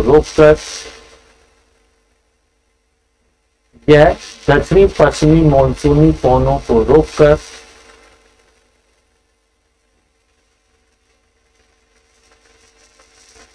वर्षा कराता है। दक्षिणी पश्चिमी मानसूनी पवनों को रोककर वर्षा कराता है।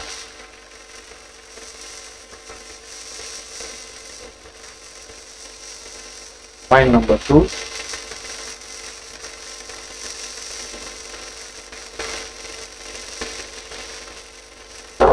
सर्दियों, देखो माइक शुरू हो गया, तेरे तो कईयों तो माइक खुले हुए। यह सर्दियों के दिनों में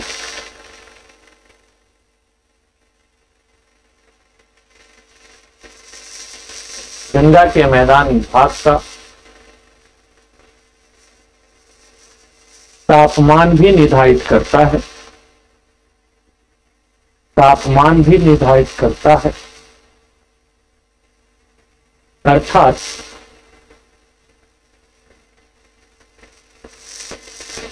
ऊंचे पर्वतीय भागों पर बर्फ गिरने से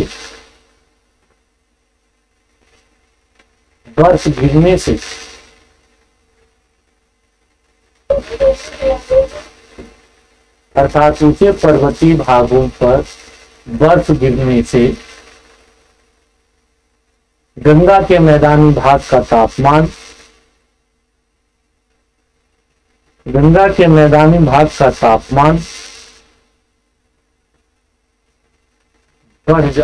जाता है और पूरे मैदानी भागों में शीत लहर चलने लगती है। बिल्कुल घट जाता है और शीत लहर चलने लगती है।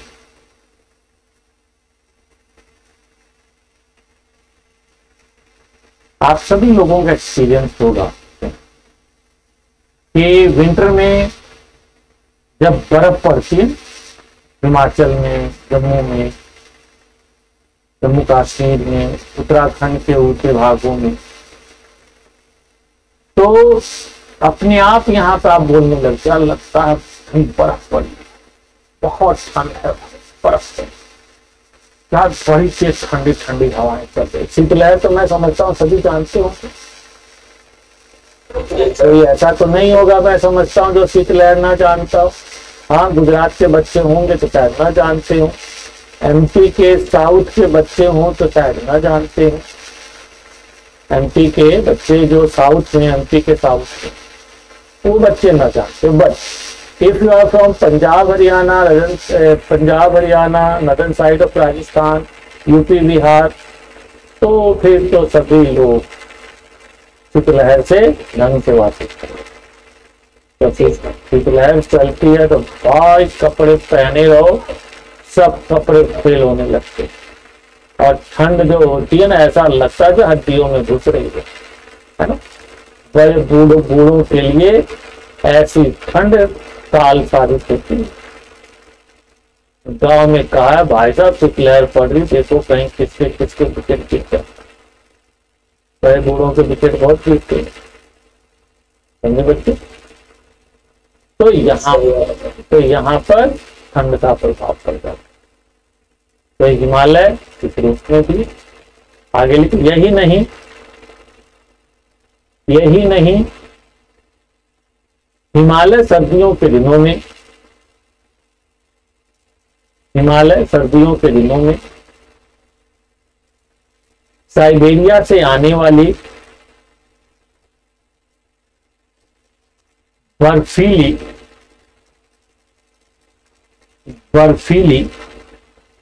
ध्रुवीय पवनों को भी रोकता है।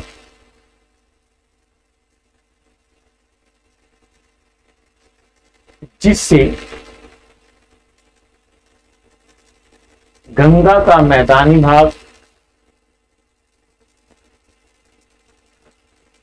कठोर सर्दी से,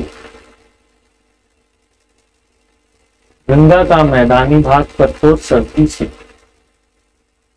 बचा रहता है।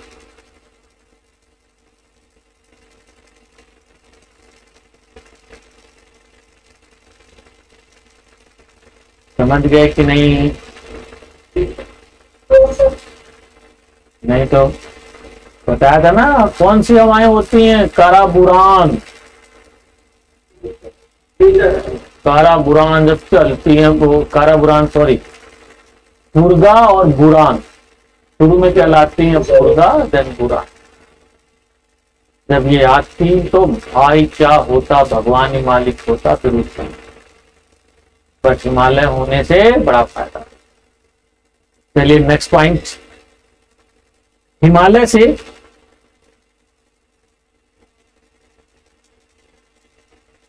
सैकड़ों छोटी बड़ी सदा नीरा नदियां निकलती हैं। सैकड़ों छोटी बड़ी सदा नीरा नदियां निकलती हैं।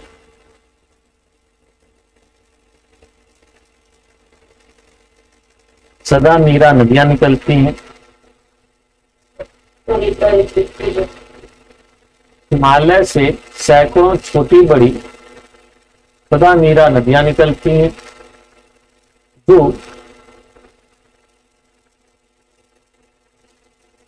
उत्तर के विशाल मैदान के लिए,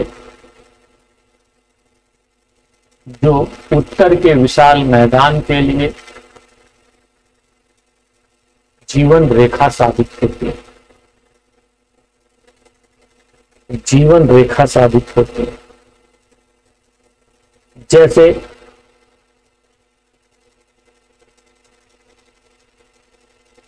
जैसे गंगा का मैदान,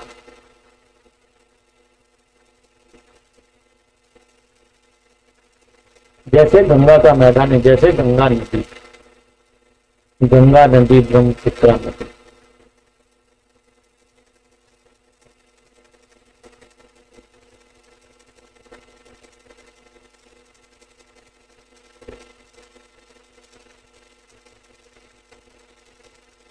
तो ये आपका इस तरह से दो महत्व हो गया। नंबर 3,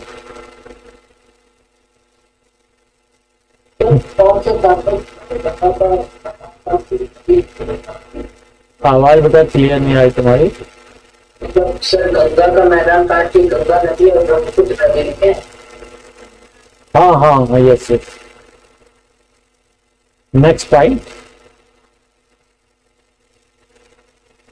हिमालय की पर्वत श्रेणियां विभिन्न प्रकार की वनस्पतियों से ढकी हुई हैं। विभिन्न प्रकार की वनस्पतियों से ढकी हुई हैं।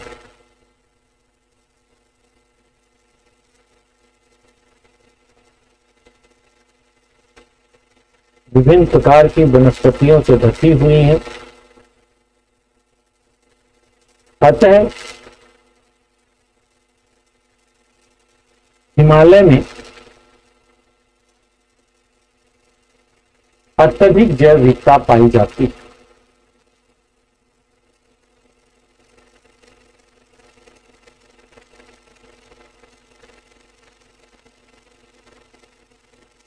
नेक्स्ट पॉइंट, अतः हिमालय में अत्यधिक जैव विविधता पाई जाती है। नेक्स्ट पॉइंट,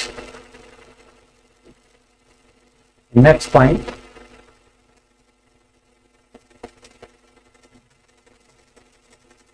हिमालय हिमालय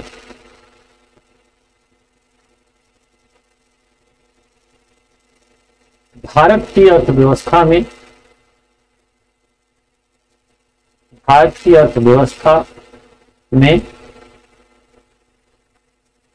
अर्थव्यवस्था में भी महत्वपूर्ण योगदान देता है।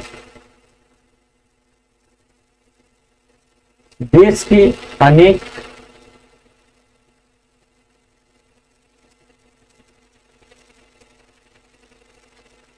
पर्यटन स्थल हिमालय क्षेत्र में स्थित है। अनेक पर्यटन स्थल हिमालय क्षेत्र में स्थित है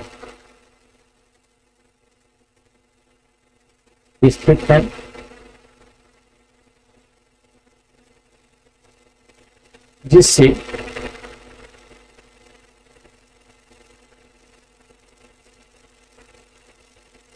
विदेशी मुद्रा की भी प्राप्ति होती है।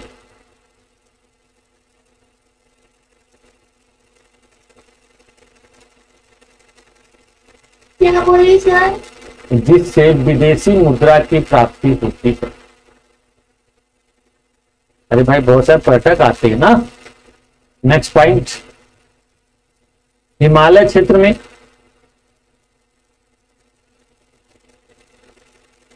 विविध किस्म की जड़ी बूटियां पाई जाती हैं।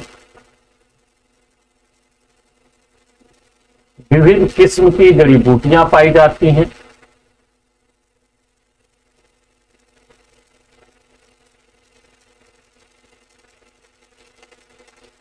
अतः औषधि की दृष्टि से भी महत्व है। औषधि की दृष्टि से भी महत्व है।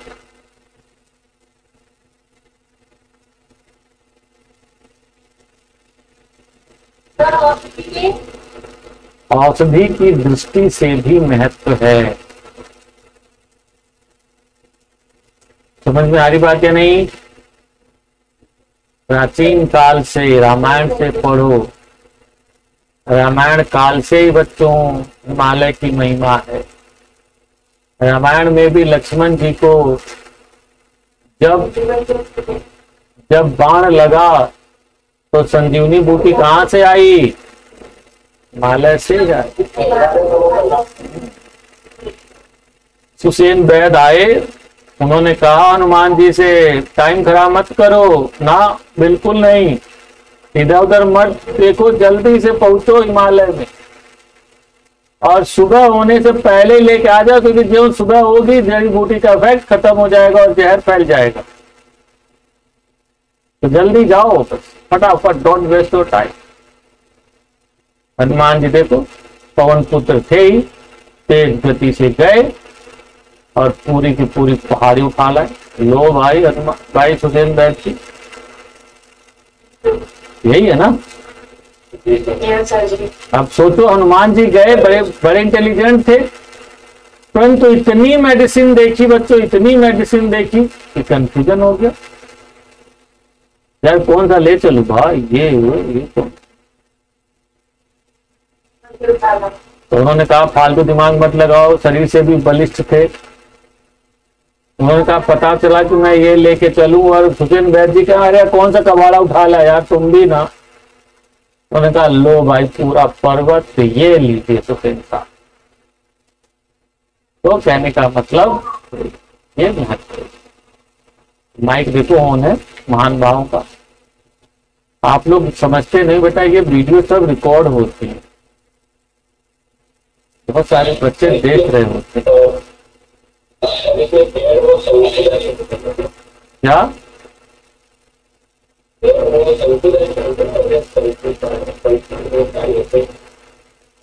शंकु वन होते हैं? यहाँ तो सभी तरह के वन मिलते हैं, बहुत ऊंचाई पर शंकु वन मिलते हैं।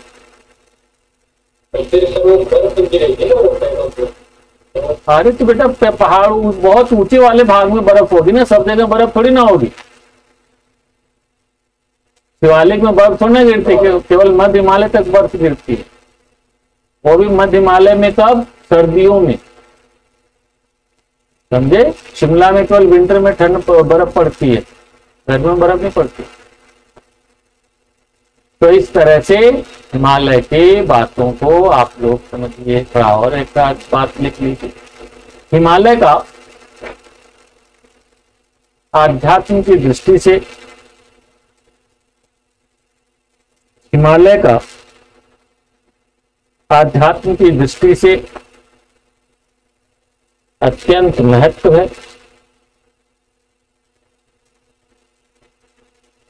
आध्यात्म की दृष्टि से अत्यंत महत्व है। अनेक धर्मों के बड़े बड़े तीर्थ स्थल, अनेक धर्मों के बड़े बड़े तीर्थ स्थल हिमालय में पाए जाते हैं।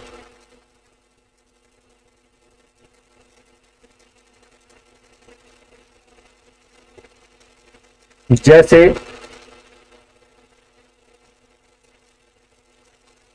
अमरनाथ, अमरनाथ, बद्रीनाथ, केदारनाथ,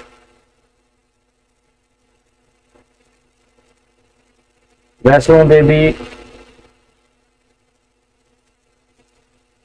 वैष्णो देवी, हिंदू धर्म ब्रैकेट में हिंदू धर्म,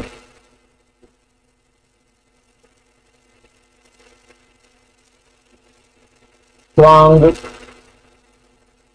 स्वांग, धर्मशाला, धर्मशाला, लद्दाख, लद्दाख ब्रैकेट में बौद्ध धर्म,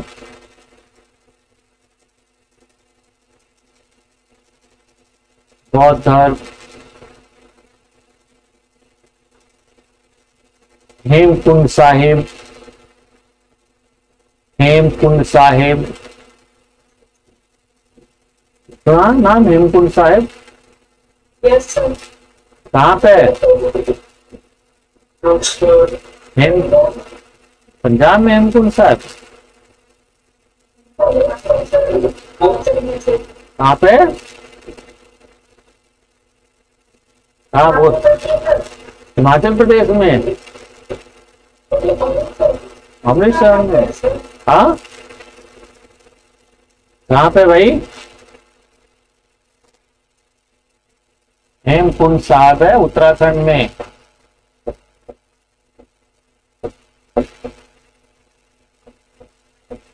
गुरु गोविंद साहब जी ने यहीं पर तपस्या की थी। लास्ट गुरु जो थे उन्होंने यहाँ पे जाके तपस्या किया था। यहीं पे एक झील है छोटी सी, दूसरी झील के किनारे। तो धर्मशाला बता दीजिए क्या मतलब? धर्मशाला में क्या बता दूं भाई? पता नहीं क्या बोला था उस समय, लिख लिया करो। इतना आगे बढ़ने के बाद नहीं होता। हाँ वही बात।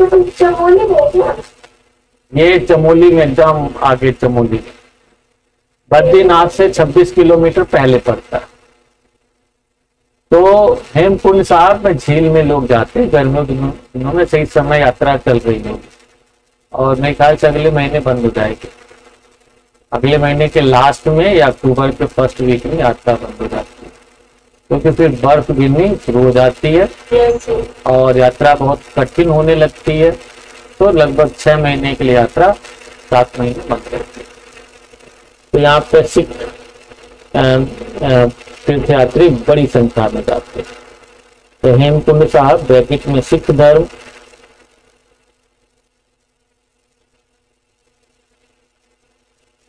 कॉमा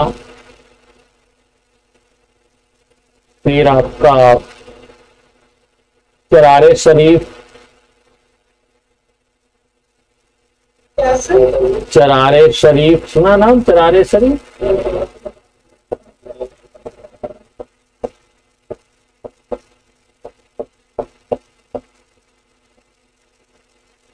चरारे शरीफ ये JNK में, ये इस्लाम धर्म से जुड़ी हुई है।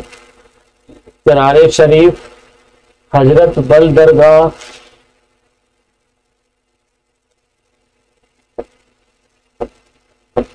हजरत बल दरगाह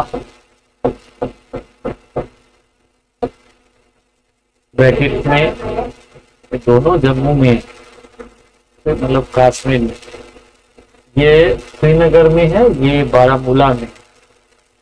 यहीं पर हजरत मोहम्मद साहब जी के बाल रखे हुए, इसलिए इसका नाम क्या?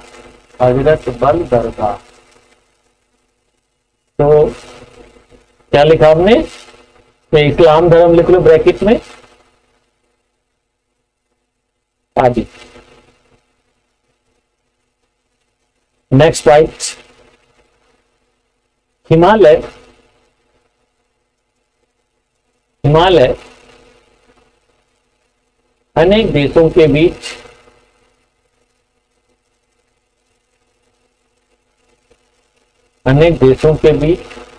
प्राकृतिक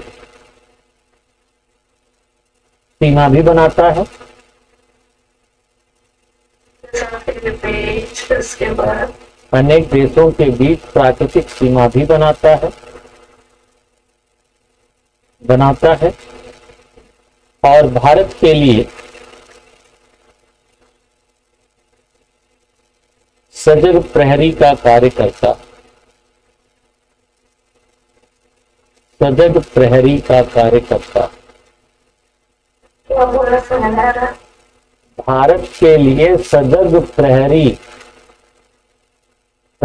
का कार्य करता।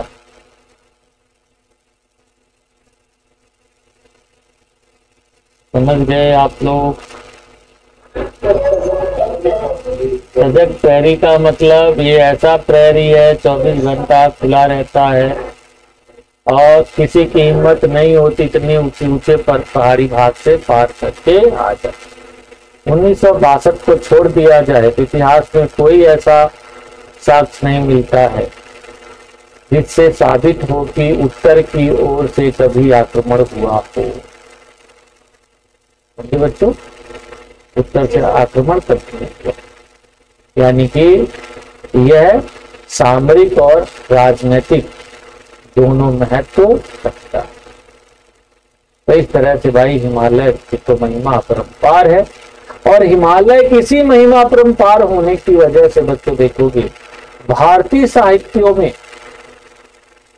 जितने भी प्राचीन भारतीय साहित्य हैं उनमें आप देखोगे हिमालय को लेकर जिक्र मिलता है, चाहे रामायण हो, महाभारत हो, गीता हो, इतने और पुराण हो बहुत सारे, उनमें देखोगे बहुत सी घटनाएं आपको हिमालय से जोड़ के देखी जाती है।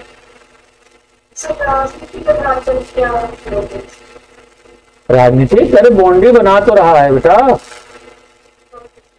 भाई, भारत चाइना के बीच में बाउंड्री कौन बनाता है?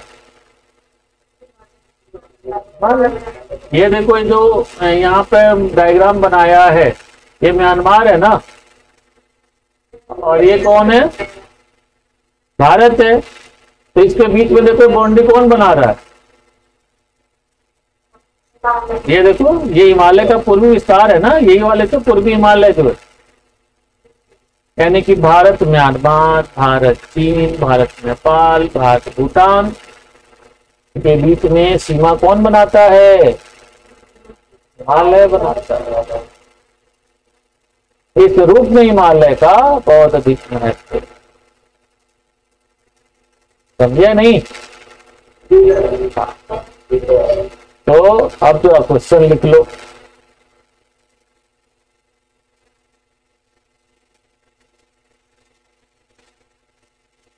हिमालय की ये उत्तर के पर्वतीय प्रदेश की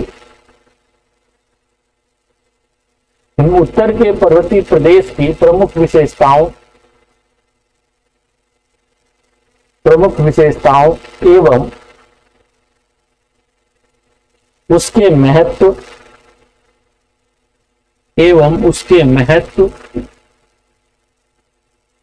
पर हिमालय पर्वत की प्रमुख विशेषताओं एवं उसके महत्व पर चर्चा की।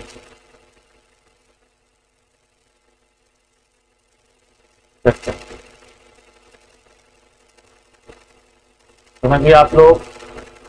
ये 200 शब्दों में लिखिए। क्या बता?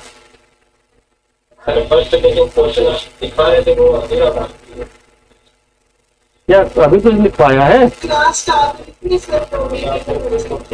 अब छोड़ो उसको, छोड़ो यार, फालतू बात मत कर। छूट गया। क्लास में पढ़ना हुआ करे तो सभी लोग ध्यान से जो इंस्ट्रक्शन हुआ करे फॉलो किया। शोर शराबा बिल्कुल बता सकते।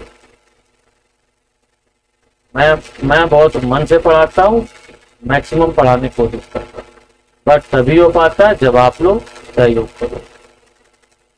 ये बदतमीजी की लेके माइक को ऑन, मैं बार बार बोलूँ, मैं फिर देखो ये क्लास रिकॉर्ड हो रही है,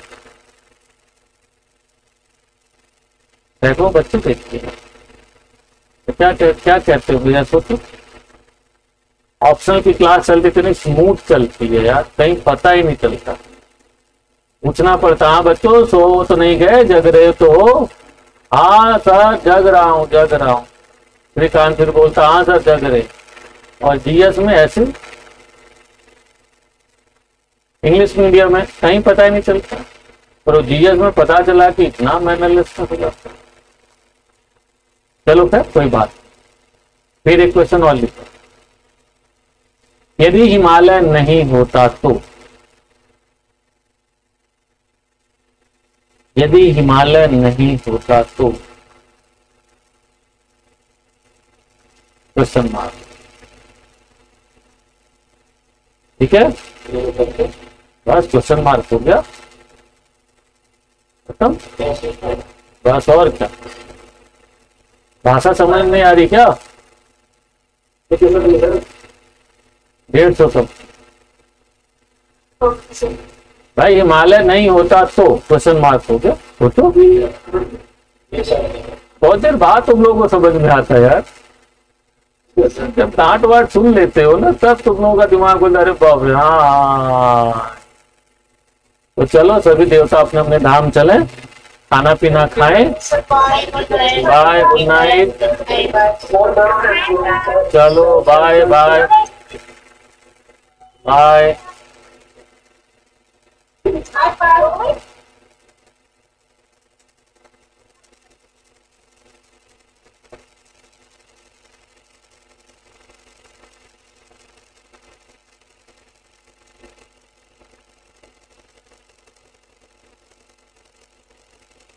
शोर बता रही थी।